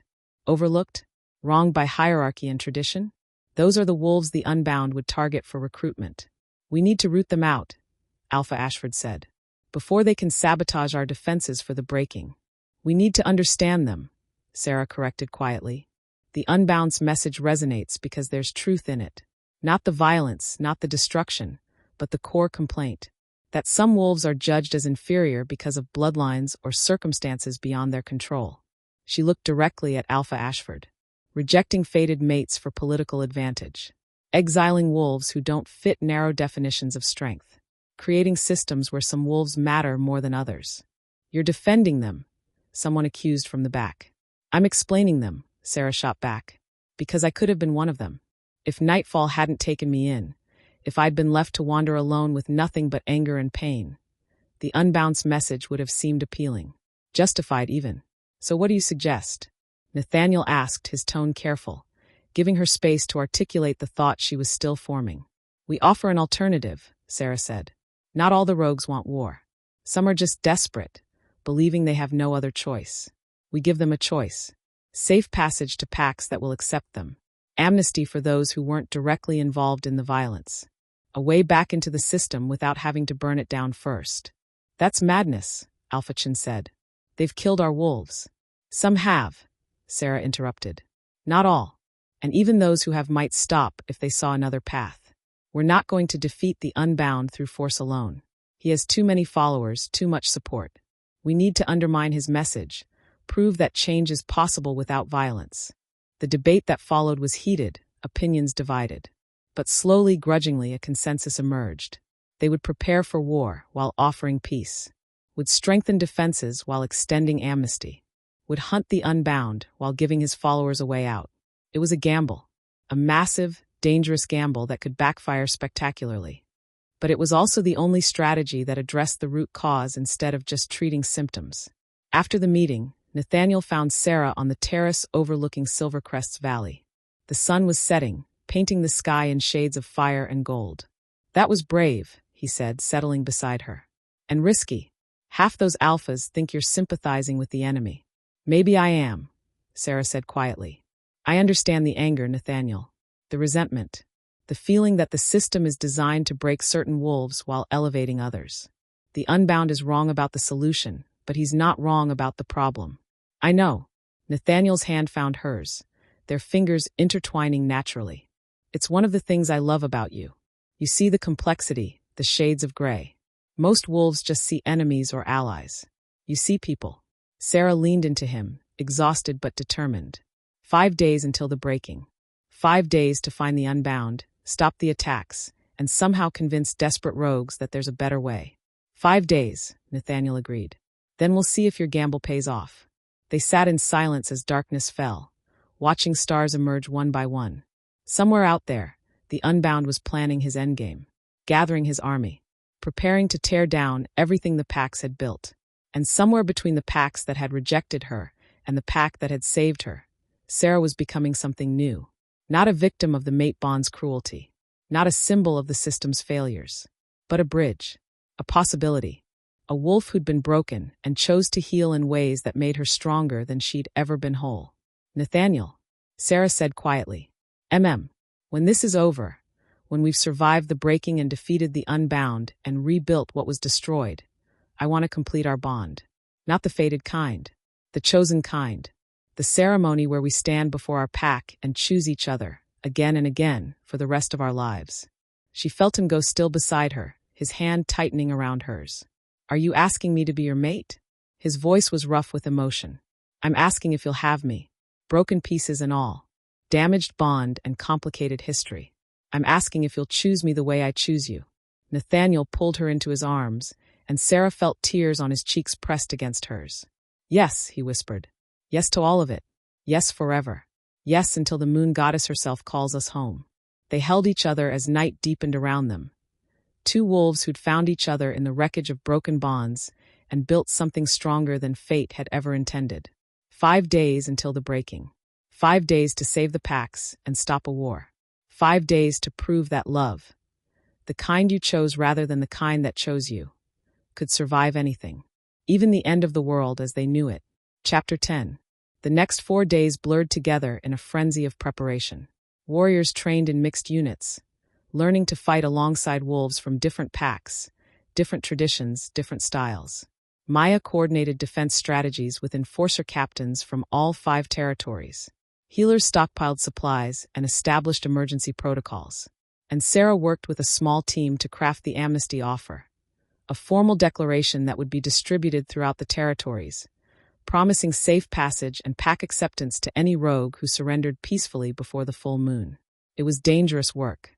Every time they sent out a messenger with the amnesty scrolls, there was a chance the Unbound would intercept them, kill them, use their deaths to prove his point about pack cruelty. But slowly, impossibly, wolves began to respond. First a trickle, then a steady stream. Rogues who appeared at border checkpoints, exhausted and wary, clutching the amnesty papers like lifelines. Young wolves who'd been recruited with promises of belonging and realized too late they'd joined something violent and twisted. Older exiles who'd survived alone for years and were tired of fighting. Each one was interviewed carefully, screened for genuine surrender versus infiltration attempts. Each one had a story of rejection, exile, loss. Each one had believed the Unbound's message because it spoke to real pain. Sera spoke with many of them personally, heard their stories, saw herself reflected in their anger and hurt. And in every conversation, she offered the same thing, a different path. A way to heal without destroying. A chance to build something better than what they'd lost. Not all of them accepted. Some disappeared back into the wilderness, loyal to the Unbound's cause. But enough stayed that Sera began to hope her gamble might actually work. On the morning of the full moon, Nathaniel called a final war council. The strategy was set. All 5 packs would defend their central territories while maintaining mobile response units to handle attacks on outer settlements. The amnesty offer had been broadcast widely. Any rogue who approached peacefully would be granted safe passage. Any rogue who attacked would be met with lethal force. The Unbound will make his move tonight, Nathaniel said, his voice carrying to every wolf assembled in Silvercrest's great hall. The full moon amplifies our power, but it also makes us vulnerable. Ceremonies, transformations, bond completions. All the sacred moments we treasure become targets. We've identified 3 likely strike points, Maya continued, gesturing to maps spread across the war table. The ceremonial grounds where alphas conduct pack business. The healing houses where vulnerable wolves gather. And the archive buildings where we store our histories and records. He wants to destroy our past, our present, and our future, Alpha Ashford said grimly.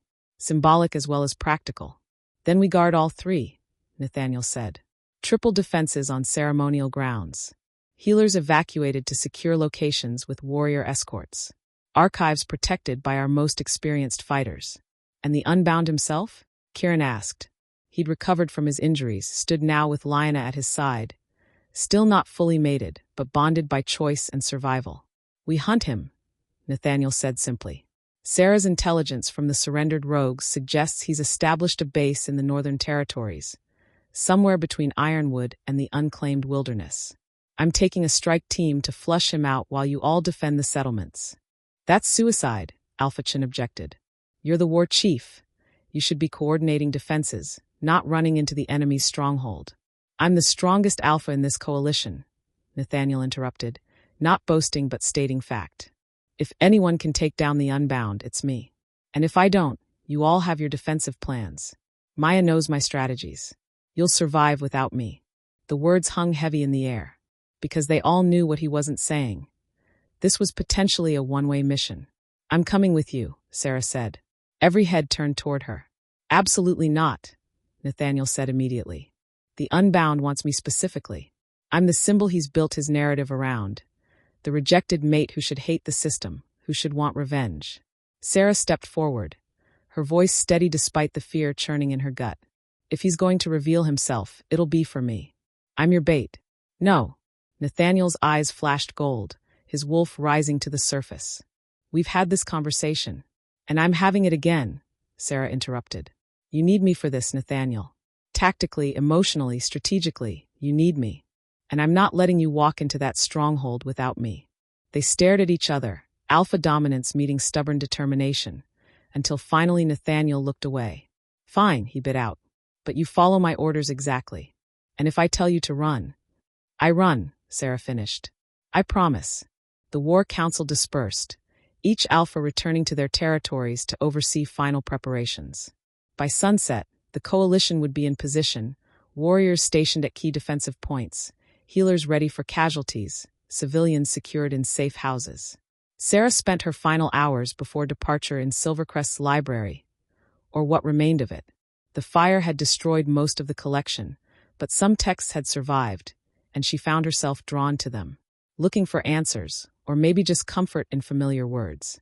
She was reading a passage about the moon goddess's first rejection, a legend about a wolf who'd been denied her fated mate and went on to become the greatest healer her pack had ever known. When Kieran found her, "I wondered if you'd come here," he said quietly, hovering in the doorway like he wasn't sure of his welcome. Sera looked up from the ancient text. "The library was always my favorite place in Silvercrest. Even burnt and broken, it still feels like home." Kieran moved into the room, careful not to crowd her space. "I owe you an apology. A real one, not the half-formed attempt I made when you were half-conscious from blood loss." "You don't owe me anything. I owe you everything," Kieran corrected. "Your blood saved Lyanna's life. Your courage prevented the rogues from destroying Silvercrest. Your intelligence helped form the strategy that might actually stop the breaking." He paused. "And none of that changes the fact that I shattered your trust, rejected a sacred bond, and cast you out when you needed protection most." Sera closed the book, studying the male who'd once been her fated mate. He looked different now, older, worn down by leadership and loss. The carefree alpha air was gone, replaced by someone who understood the weight of consequences. "I used to think about what I'd say to you," Sera admitted, "if I ever got the chance. All the ways I'd tell you how much you hurt me, how wrong you were, how much you'd regret choosing Lyanna over me. And now I realize you did me a favor." Sera stood, moving to the broken window that overlooked the valley. "If you'd accepted the mate bond, I would have spent my life trying to be good enough for you, trying to prove my worth, earn your respect, become the Luna you wanted instead of the wolf I actually am." She turned back to face him. "The rejection destroyed me, but it also freed me." Kieran's expression was complicated. Relief, regret, something that might have been grief for what could have been. "You love him, Nathaniel." "Yes. And he loves you." "Yes. That's good. You deserve to be loved like that. Chosen like that." Kieran's voice was rough. "For what it's worth, the mate bond with you, before I rejected it, felt right in a way nothing with Lyanna ever has. Like the moon goddess knew exactly what she was doing. But you chose her anyway. I chose duty over destiny. I chose what I thought was right for the pack over what was right for my soul." He met her eyes. "I don't regret choosing Lyanna. She's strong and brilliant, and we're building something real together. But I'll always regret how I chose her. The cruelty of the rejection, the way I made you feel inferior, the decision to exile you rather than let you heal in your home territory." Sera absorbed this, feeling the phantom ache where the mate bond used to pulse. It was almost gone now, faded to nearly nothing. Once Kieran and Lyanna completed their mating ceremony, it would sever completely. "I forgive you," she said quietly. "Not because you deserve it, not because the apology erases the pain, but because holding on to anger was poisoning me, and I'm done letting your choices define my healing." Kieran's eyes glistened with unshed tears. "Thank you. Don't thank me yet. You're going to help me save the world tonight, and I haven't decided if I'll forgive you for that too." Sera managed a small smile. "Now get out of here. You have a pack to protect and a mate to keep alive." After he left, Sera stood alone in the ruined library, feeling the weight of everything that had changed since that terrible night 3 weeks ago. She'd been rejected, exiled, broken. She'd been found, healed, strengthened. She'd saved a rival, found love, and was now preparing to face down the wolf who wanted to destroy everything the packs represented. The girl who'd stood in the ceremonial circle and felt her world shatter was gone. In her place stood someone harder, braver, stronger than fate had intended, ready to face whatever the night would bring.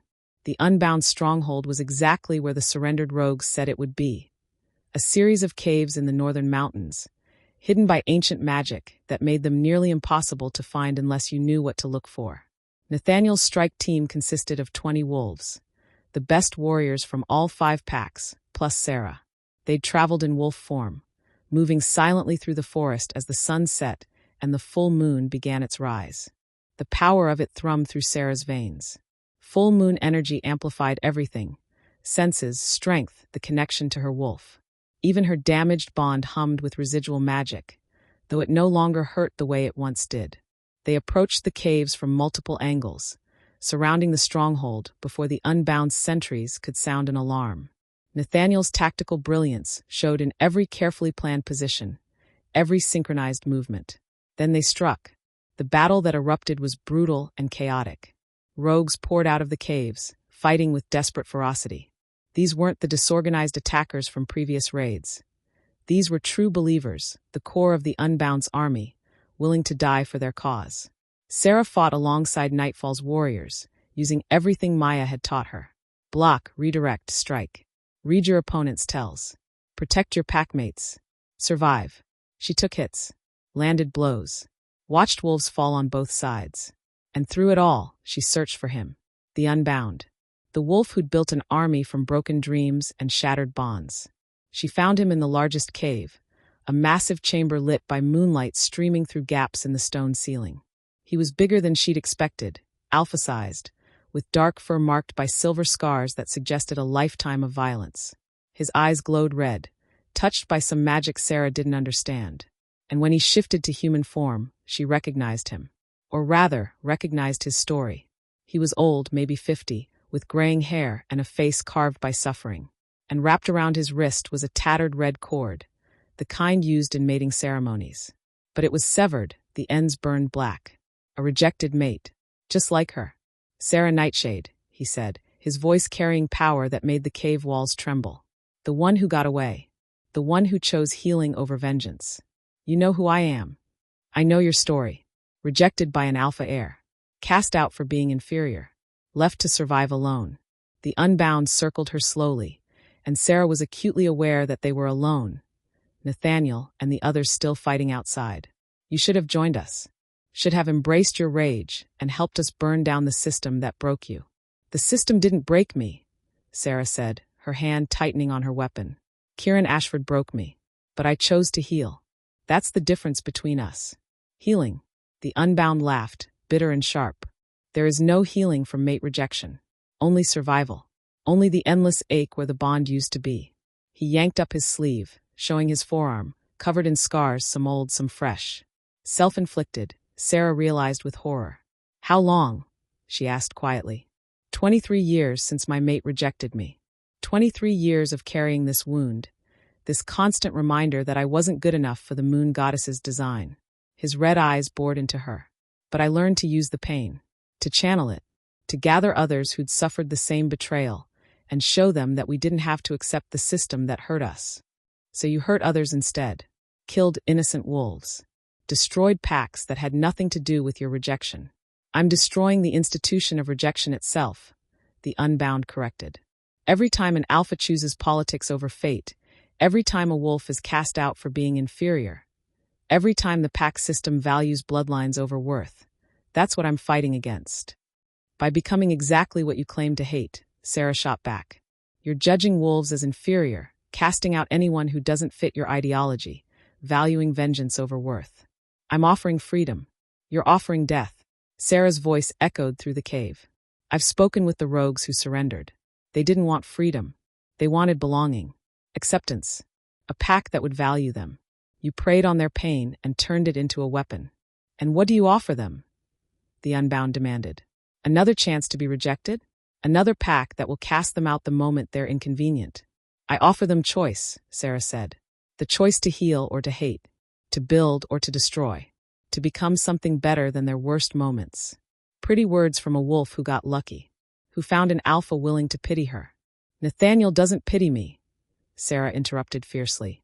He chose me, the same way I chose him. That's what you don't understand. The mate bond isn't the only path to love, to belonging. Sometimes the bonds we choose are stronger than the ones fate assigns. The Unbound stared at her, and for a moment, she saw past the rage and magic to the broken wolf beneath. Someone who'd been hurt so badly, so profoundly, that he'd spent decades trying to make the world feel his pain. "It's not too late," Sera said softly. "You could stop this. Call off the breaking. Work with the packs to reform the system instead of destroying it. Use your pain to create change instead of chaos." For a heartbeat, she thought she'd reached him. Saw something flicker in those red eyes. Doubt, longing, the faintest possibility of redemption. Then it was gone, replaced by cold determination. "The breaking cannot be stopped," he said. "It's already begun." And he was right, because in that moment, Sera felt it, a massive surge of hostile energy rippling through the territories. Multiple attacks happening simultaneously. The Unbound's final gambit unfolding exactly as he'd planned. While they'd been hunting him, he'd been coordinating his army's dispersal. Cells attacking every major pack center at once. Overwhelming defenses through sheer numbers and coordination. "You're a distraction," Sera breathed. "You wanted us to come here, to focus our strongest warriors on you, while your army attacks the territories." "Not just attacks," the Unbound said, his smile terrible to behold. "Infiltrates. The wolves who surrendered to your amnesty? Most were genuine. But some, the most loyal, the most committed, they were my agents. Welcomed into your defenses, given access to your vulnerable populations. And now, during the full moon when your power is highest but your guard is down." He spread his arms. "Now they strike from within." Horror crashed over Sera. She'd been so proud of the amnesty program, so certain it was undermining his message. But he'd used it against them. Used her compassion as a weapon.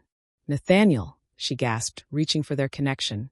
Not a mate bond, but the link they'd built through choice and love. "Nathaniel, it's a trap. The surrendered rogues, they're infiltrators. They're attacking from inside the defenses." But the connection was distant, fuzzy. The cave's magic dampening it, or maybe just distance. She was alone with the Unbound, while everything she'd worked to protect burned. "You have a choice, Sera Nightshade," the Unbound said, his voice almost gentle. "Stay here and fight me. Waste time on vengeance while your packs fall. Or run back to try to save them, knowing you'll arrive too late to stop the carnage." It wasn't a choice. It was torture disguised as options. But Sera had learned something in these past weeks of healing and growth and choosing her own path.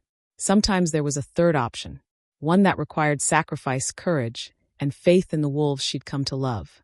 "I choose neither," she said, and felt her wolf rise to the surface, merging with her humanity in a way that felt right. Powerful. Whole. "What? I choose to believe in my pack. In Nathaniel's tactical brilliance. In Maya's leadership. In every warrior we've trained and every strategy we've planned." Sera's voice resonated with newfound strength. "You want me to panic, to run, to act from fear. But I'm done letting broken wolves dictate my choices." She attacked.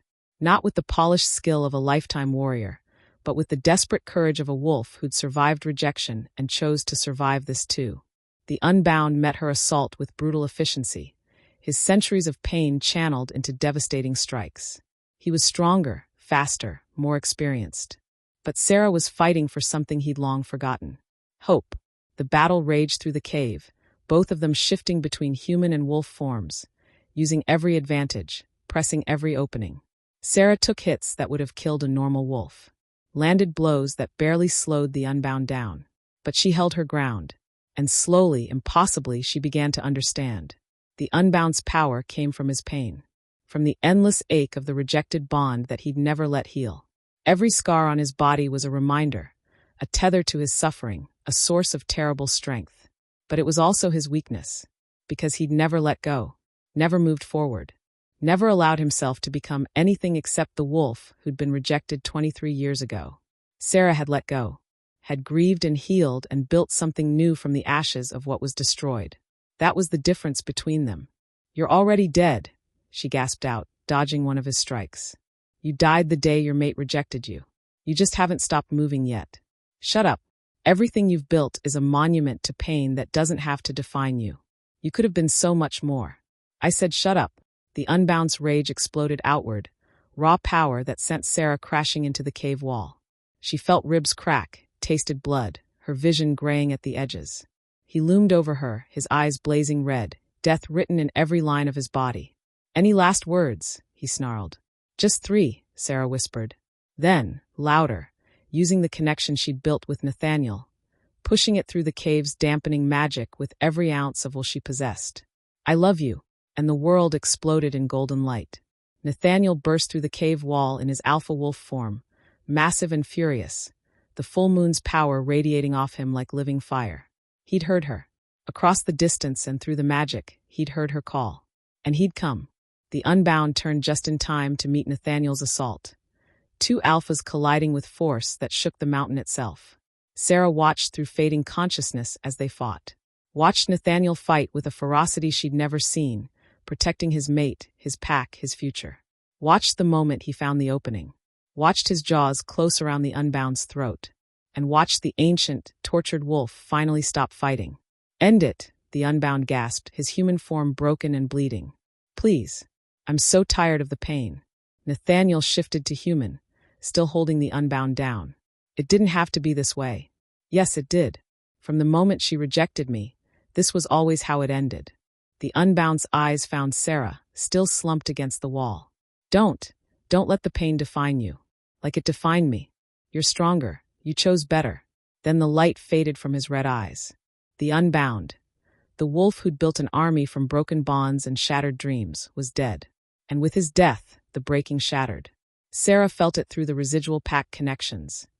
The attacking rogues suddenly leaderless, the coordinated assault falling apart, the infiltrators surrendering or fleeing as the magic that bound them to the Unbound's cause evaporated. They'd won. But the cost? Nathaniel was at her side immediately, his hands gentle as he assessed her injuries. "You're hurt. How bad?" "I'm okay," Sera managed. "Just bruised. Nothing that won't heal." "You called for me. Through our bond." "We don't have a bond." "We do," Nathaniel interrupted, his amber eyes intense. "Maybe not the mate bond, but something just as powerful. Something we built. And when you needed me, I heard you." Sera pulled him down, kissing him with all the desperate relief of survival, all the overwhelming love of choosing each other again and again. "Let's go home," she whispered against his lips. "Let's go home and heal and never fight another war again." Nathaniel helped her stand, supporting her weight as they made their way out of the cave. The battle outside was over. The rogues had surrendered or fled. The strike team was battered but alive. And above them, the full moon shone down, the moon goddess bearing witness to a new kind of bond. One built on choice rather than fate, on healing rather than breaking, on love that was strong enough to survive rejection and war and the end of the world as they knew it. The breaking was over. But the building, the real work of creating a better pack system, a more just world, a future where no wolf would have to suffer the way the Unbound had suffered. That work was just beginning, and Sera Nightshade, the rejected mate who'd chosen to heal, was ready to help build it. One careful, courageous choice at a time. Chapter 11. The week after the breaking was a blur of funerals and rebuilding. 23 wolves had died across the 5 territories. Hundreds more bore injuries that would take weeks to heal. 3 settlements had been burned. 2 archive buildings destroyed. A generation's worth of historical records lost to fire and violence. But they'd survived. The pack system, flawed as it was, had held. And now came the harder work, figuring out how to build something better from the ashes. Sera spent the first 2 days in Nightfall's healing house, recovering from her injuries. Cracked ribs, internal bruising, a concussion that made her vision swim if she moved too quickly. Nothing that wouldn't heal, but enough to keep her bedridden while the world moved on without her. Nathaniel barely left her side. He coordinated the coalition's post-war activities from a chair beside her bed, managing crisis after crisis while refusing to let her out of his sight. "You know I'm not going to disappear if you go handle Alpha business," Sera said on the 3rd day, watching him juggle yet another emergency call from Alpha Chun about rogue prisoners. "I know. I'm choosing to be here anyway." Nathaniel ended the call and turned to her, his amber eyes still haunted. "I heard you die, Sera.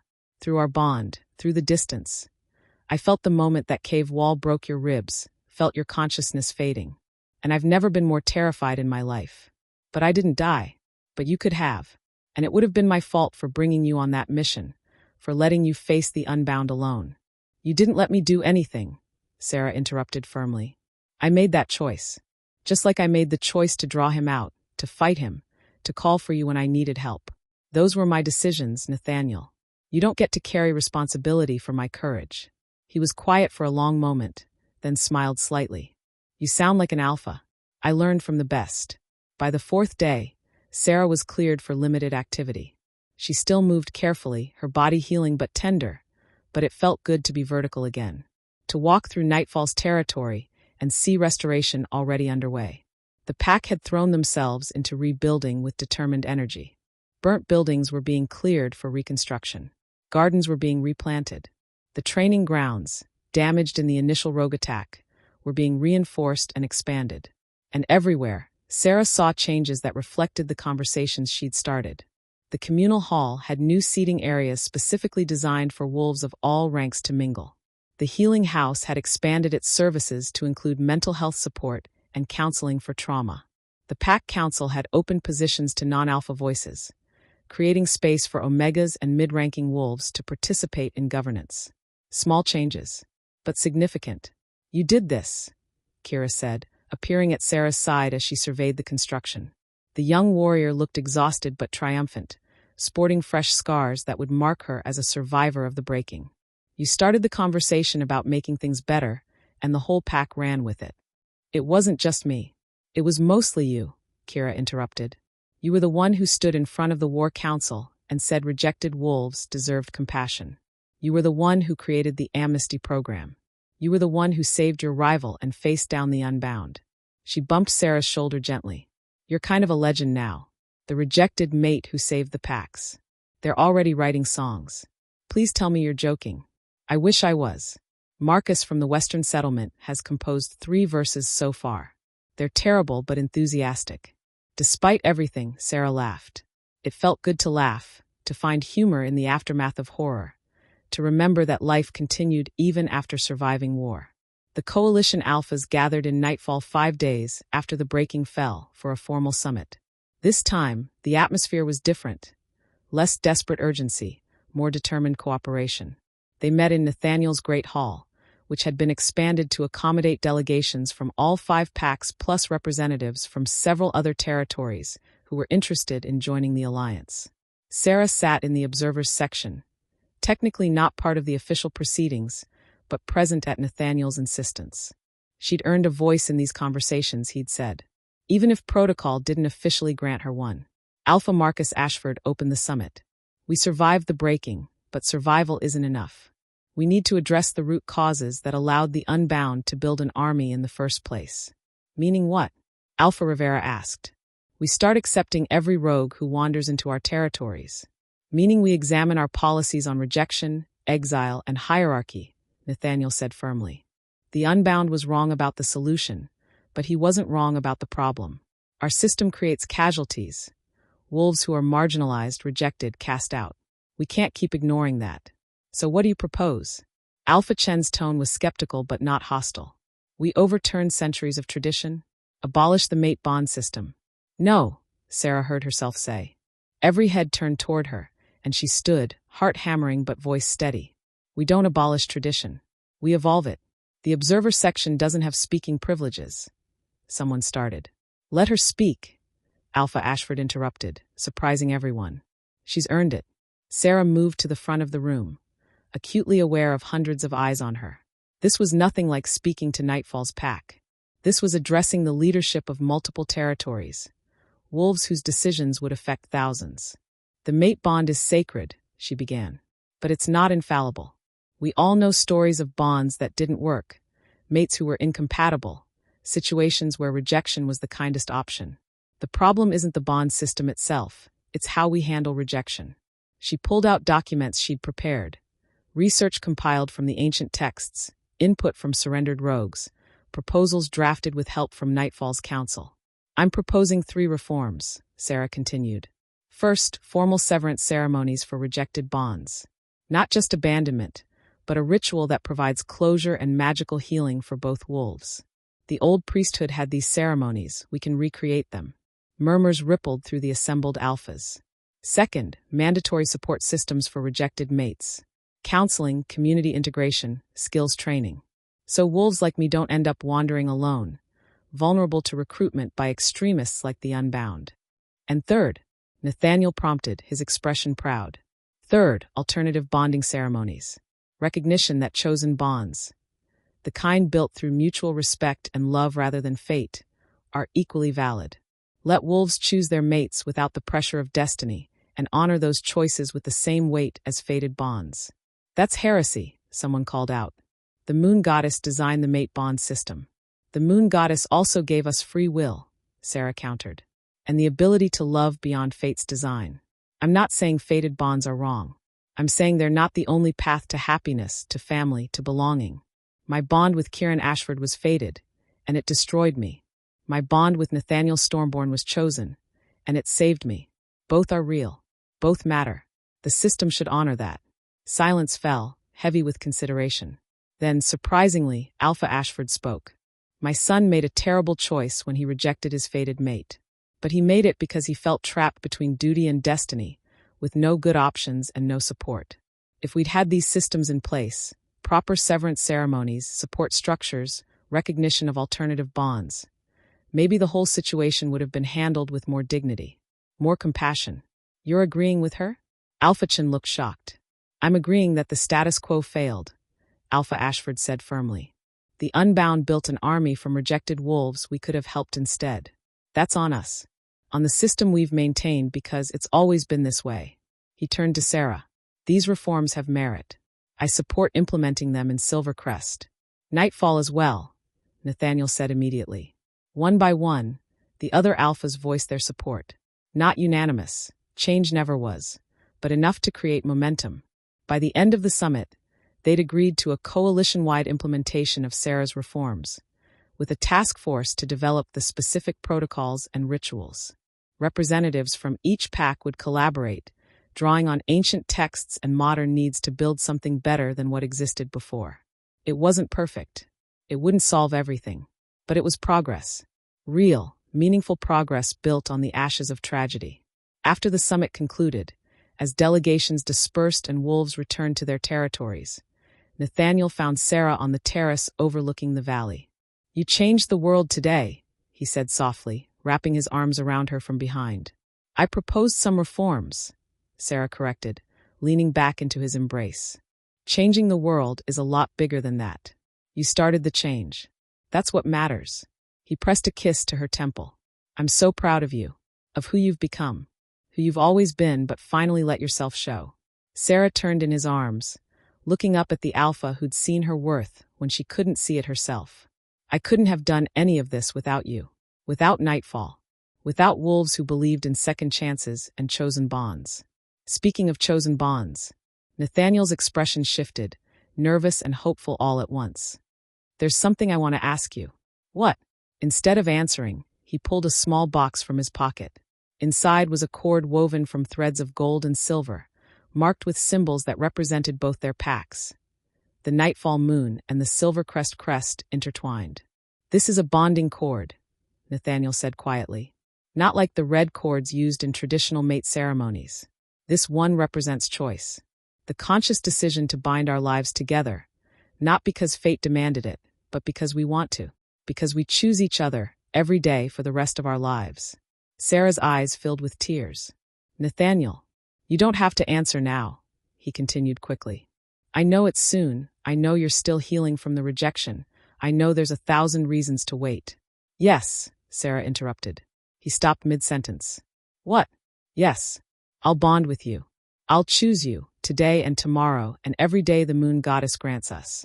Sera took the cord from the box, feeling the magic thrumming through it.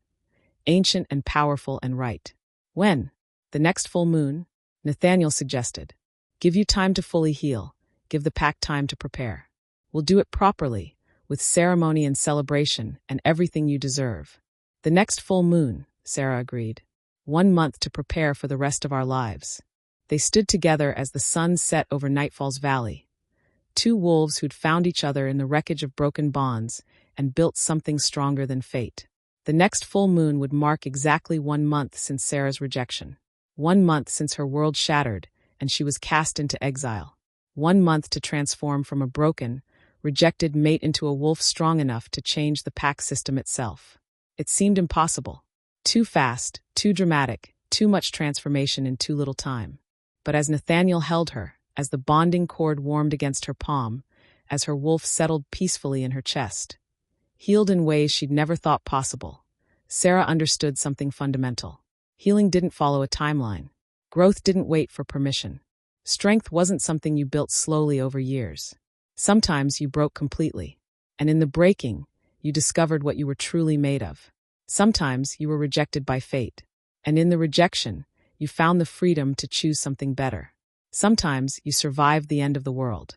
And in the survival, you learned to build a new one. Sera had been all of those things: broken, rejected, surviving.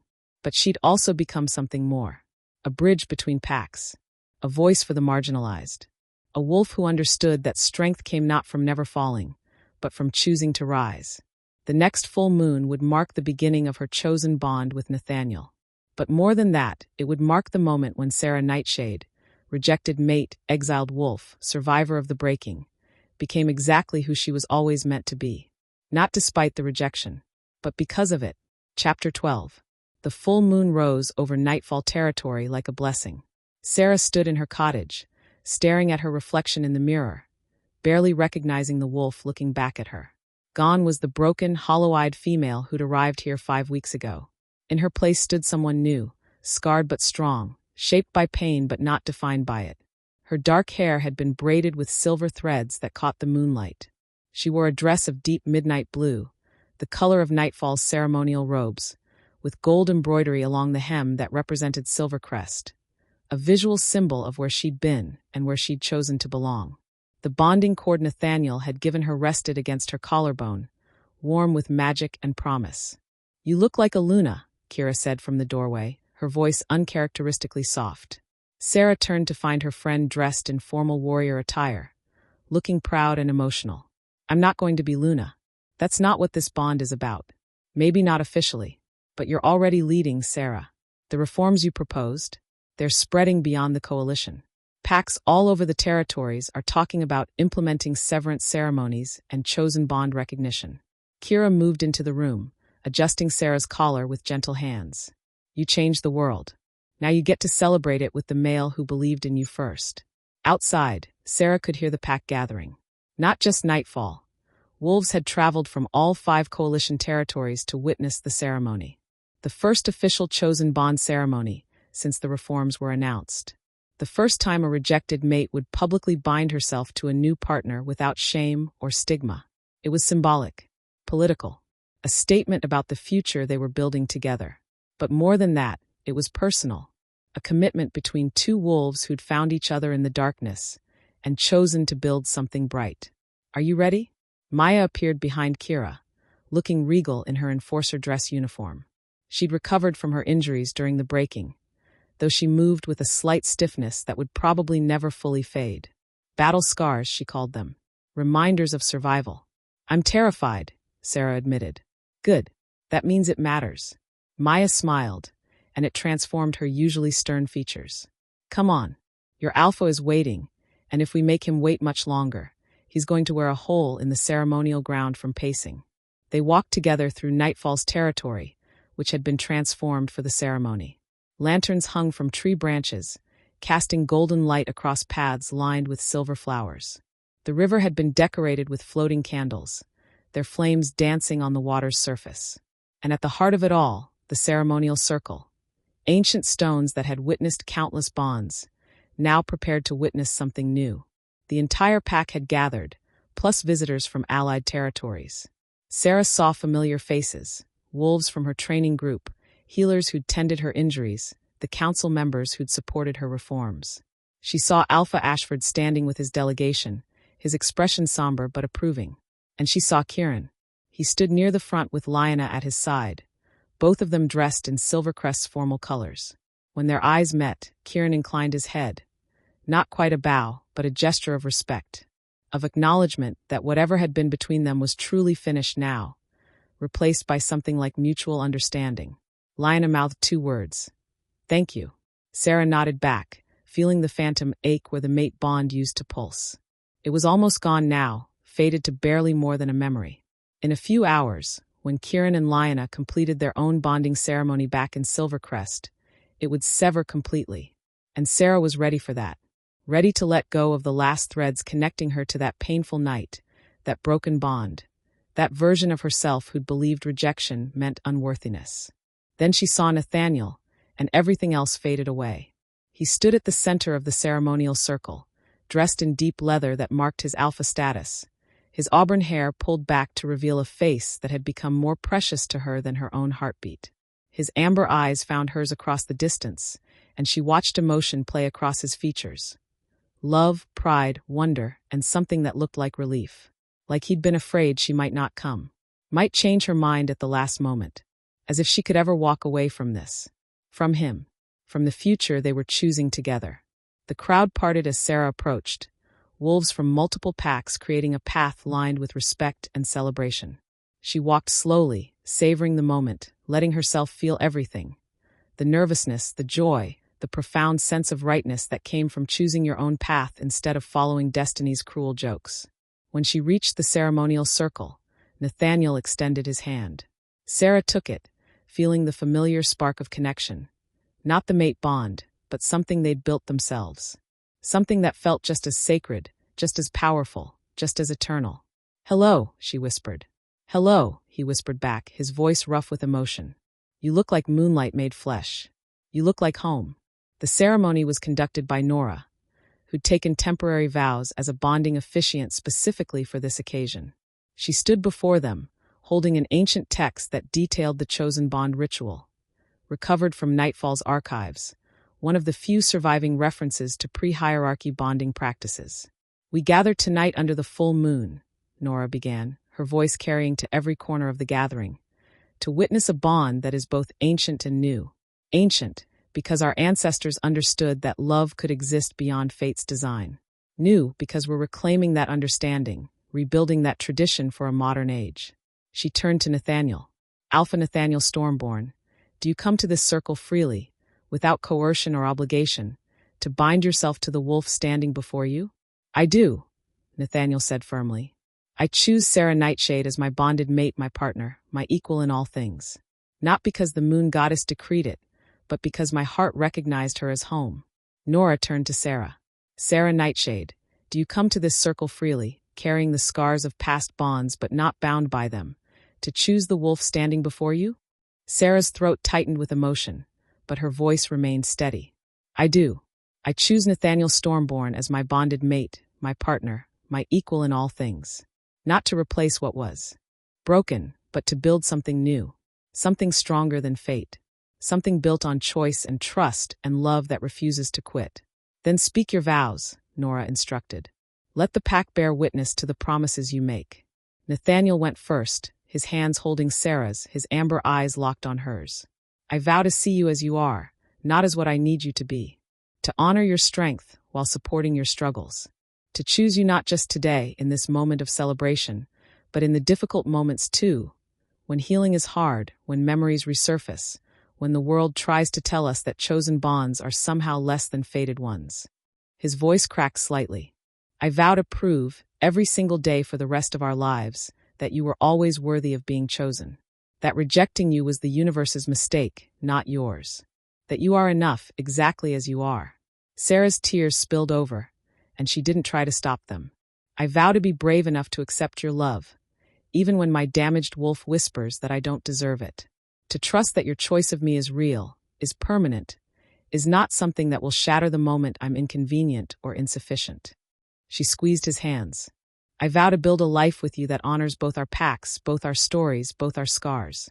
To be your partner in leading Nightfall, in creating change across the territories, in showing other wolves that broken doesn't mean destroyed. It just means you get to choose how you heal." She paused, then added quietly, "And I vow to love you with the same fierce certainty you've shown me. To choose you, every day for the rest of our lives. To prove that sometimes the bonds we build ourselves are stronger than the ones fate assigns." Nora produced the bonding cord. The same one Nathaniel had given Sera weeks ago, now consecrated with pack magic and blessed by representatives from all 5 territories. She held it up to the moonlight, and it seemed to glow with its own inner fire. "This cord represents your choice," Nora said. Gold for Nightfall, silver for Silvercrest. 2 packs, 2 wolves, 2 lives woven together not by destiny, but by decision. When I bind your wrists, you become bonded in the eyes of the pack, the moon goddess, and each other.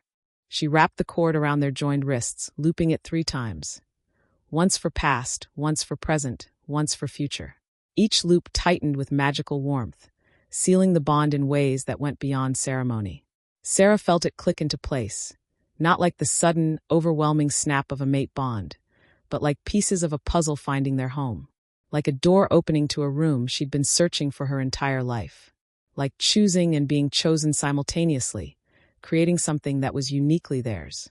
By the authority granted to me by Nightfall Pack, by the coalition of allied territories, and by the ancient traditions we're reclaiming, Nora said, her voice ringing with power, I declare you bonded mates.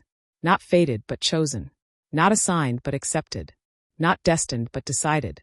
She stepped back, and Nathaniel pulled Sera close, the bonding cord still connecting their wrists, visible proof of their choice. I love you, he murmured against her lips. I love you too, Sera whispered back. Then they kissed, and the pack erupted in celebration. Howls rising to the moon, voices raised in joy, the sound of hundreds of wolves acknowledging that something fundamental had just changed in their world. The party that followed lasted until dawn. There was food and music and dancing, wolves from different territories mingling without the rigid hierarchy that usually dictated such interactions. Kira got spectacularly drunk and tried to teach traditional Nightfall dances to confused Silvercrest wolves. Maya actually smiled multiple times, which Kira declared a miracle. Alpha Ashford had a surprisingly civil conversation with Nathaniel about defensive strategies and reform implementation. And Sera, still connected to Nathaniel by their bonding cord. Tradition said they'd wear it for 3 days before removing it in private. Felt lighter than she had in her entire life.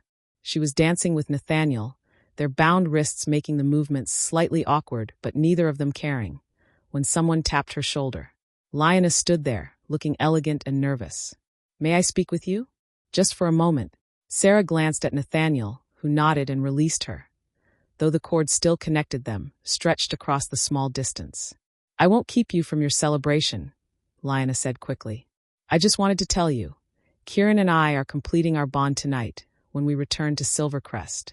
And I wanted you to hear it from me, wanted to make sure you were okay with it. I'm okay with it, Sera said honestly. I'm happy for you, actually. You both deserve to be fully bonded, without the shadow of rejection hanging over it.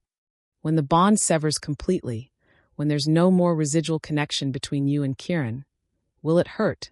Sera considered the question. I don't think so. I think it'll feel like closure.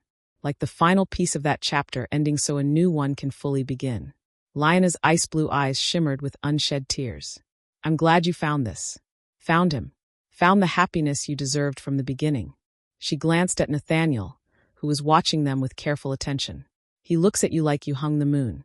That's how mates should look at each other. Kieran looks at you the same way, Sera pointed out gently. He does now, but it took almost losing me for him to realize it. Lioness smiled sadly. Your rejection was the best thing that could have happened to both of us, even though it was terrible at the time. It forced Kieran to understand what choice really means. Forced me to see that being chosen isn't enough if the person choosing you resents the choice. They stood in comfortable silence for a moment. 2 wolves who'd been rivals and were becoming something like friends. Thank you, Lioness said finally, for saving my life, for showing us a better way, for being brave enough to build something new from broken pieces. Thank you, Sera responded, for being kind when you didn't have to be, for helping me get here, for proving that sometimes the wolves we think are enemies are just people doing their best in complicated situations.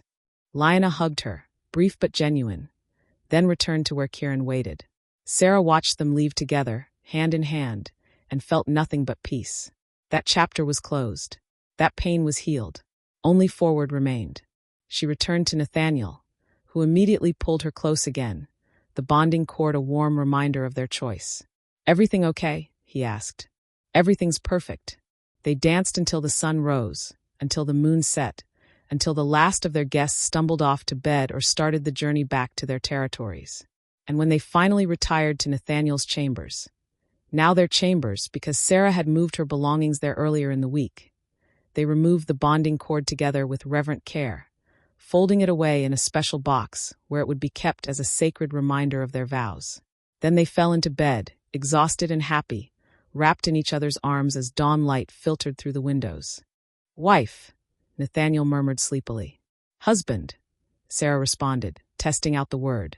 It felt strange and wonderful all at once. "I can't believe you're mine. That you chose me. I can't believe you're mine. That you saw worth in a broken, rejected wolf and refused to let her stay broken." "You were never broken," Nathaniel said firmly, even half asleep. "Just healing. There's a difference." Sera smiled into his chest, feeling his heartbeat beneath her cheek. "I love you. I love you too. Forever." They slept, bonded mates in truth and spirit, while nightfall woke around them to a new day. A day where rejected wolves could become heroes, where broken bonds could lead to stronger ones, where choosing your own path was celebrated rather than scorned. The world was changing slowly but surely, because one rejected mate had refused to let rejection define her.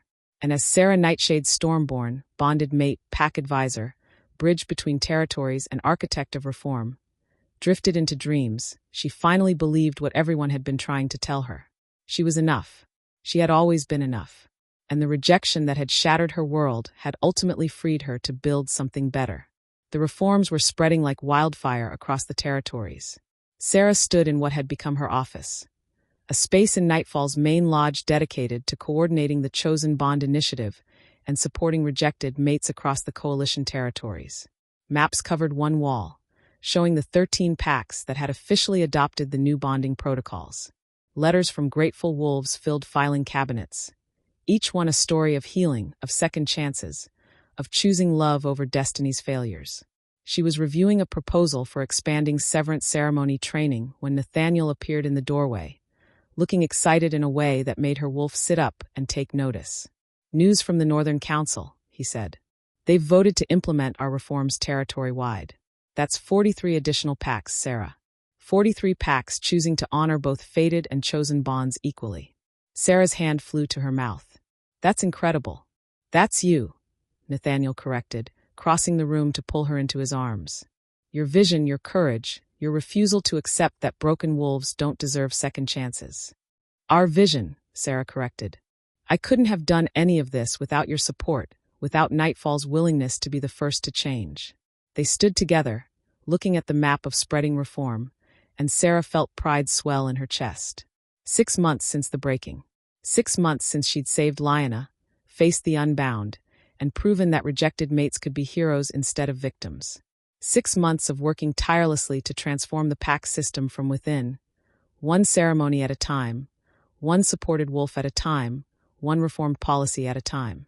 It wasn't perfect. There was still resistance, still traditionalists who believed fated bonds were the only valid path. Still wolves who looked at Sera's chosen bond with skepticism or disdain. But change was happening. Real, measurable, beautiful change. "There's something else," Nathaniel said, his voice taking on a different quality, nervous excitement mixed with hope. "The healer confirmed it this morning. I wanted to wait until you were back from your meeting with the Severance Task Force to tell you." Sera's heart stuttered. "Confirmed what?" "You're pregnant." Nathaniel's amber eyes glowed with joy. "We're having a pup, due in about 7 months." The world tilted. Sera grabbed his arms to steady herself, her mind racing. "But I thought chosen bonds couldn't produce offspring as easily as fated ones." The healer said it was rare. "Rare doesn't mean impossible." Nathaniel cupped her face, his thumbs brushing away tears she hadn't realized were falling. "The healer said our bond is unusually strong for a chosen one. That the magic we built together is just as powerful as any fated bond. Maybe more so because we worked for it. A baby. Their baby. Conceived from choice and love and magic they'd created themselves. Proof that chosen bonds weren't inferior to fated ones, just different. Just as valid. Just as blessed by the moon goddess, in their own way." "I'm going to be a mother," Sera whispered. "You're going to be an amazing mother," Nathaniel corrected. "Our pup is going to grow up in a world where rejected wolves can become heroes. Where chosen bonds are celebrated. Where no one has to feel inferior because of circumstances beyond their control. Because their mother refused to stay broken," Sera said softly, her hand moving to her still flat stomach, where new life was beginning to grow. Because their mother chose to heal, Nathaniel corrected, and in healing changed the world. That evening, they announced the pregnancy to the pack. The celebration was immediate and enthusiastic. Kira literally screamed and tackled Sera in a hug. Maya smiled so wide it looked almost painful. Nora cried happy tears and immediately started planning baby shower logistics. And later, when they stood together on their terrace overlooking the valley, Nathaniel's hand resting on Sera's stomach while stars emerged one by one, Sera thought about the journey that had led here. 5 weeks from rejection to chosen bond. 6 months from broken to building a family. A lifetime ahead to prove that sometimes the cruelest twists of fate led to the most beautiful destinations.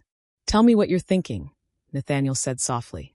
I'm thinking about the girl who stood in Silvercrest's ceremonial circle and felt her world end, Sera answered honestly.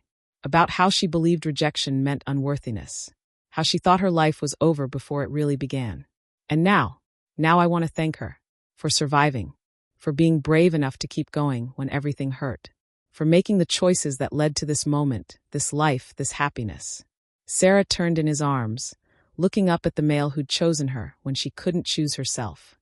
Every terrible thing that happened to me, the rejection, the exile, the pain, it all led here. To you. To Nightfall.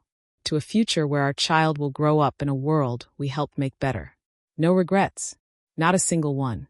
Because Kieran rejecting me was the worst thing that ever happened to me. Sera smiled, radiant and whole. And the best thing too. Because it freed me to find this. To find you. To find myself. They kissed as the moon rose over Nightfall. 2 wolves who'd found each other in the wreckage of broken bonds and built something that would last for generations. And in Sera's womb, their child began to grow. First fruit of a chosen bond.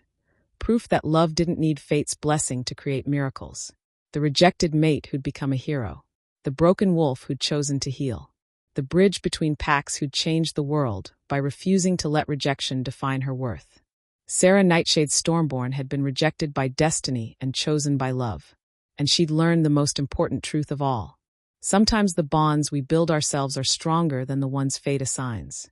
Sometimes breaking is just the beginning of becoming.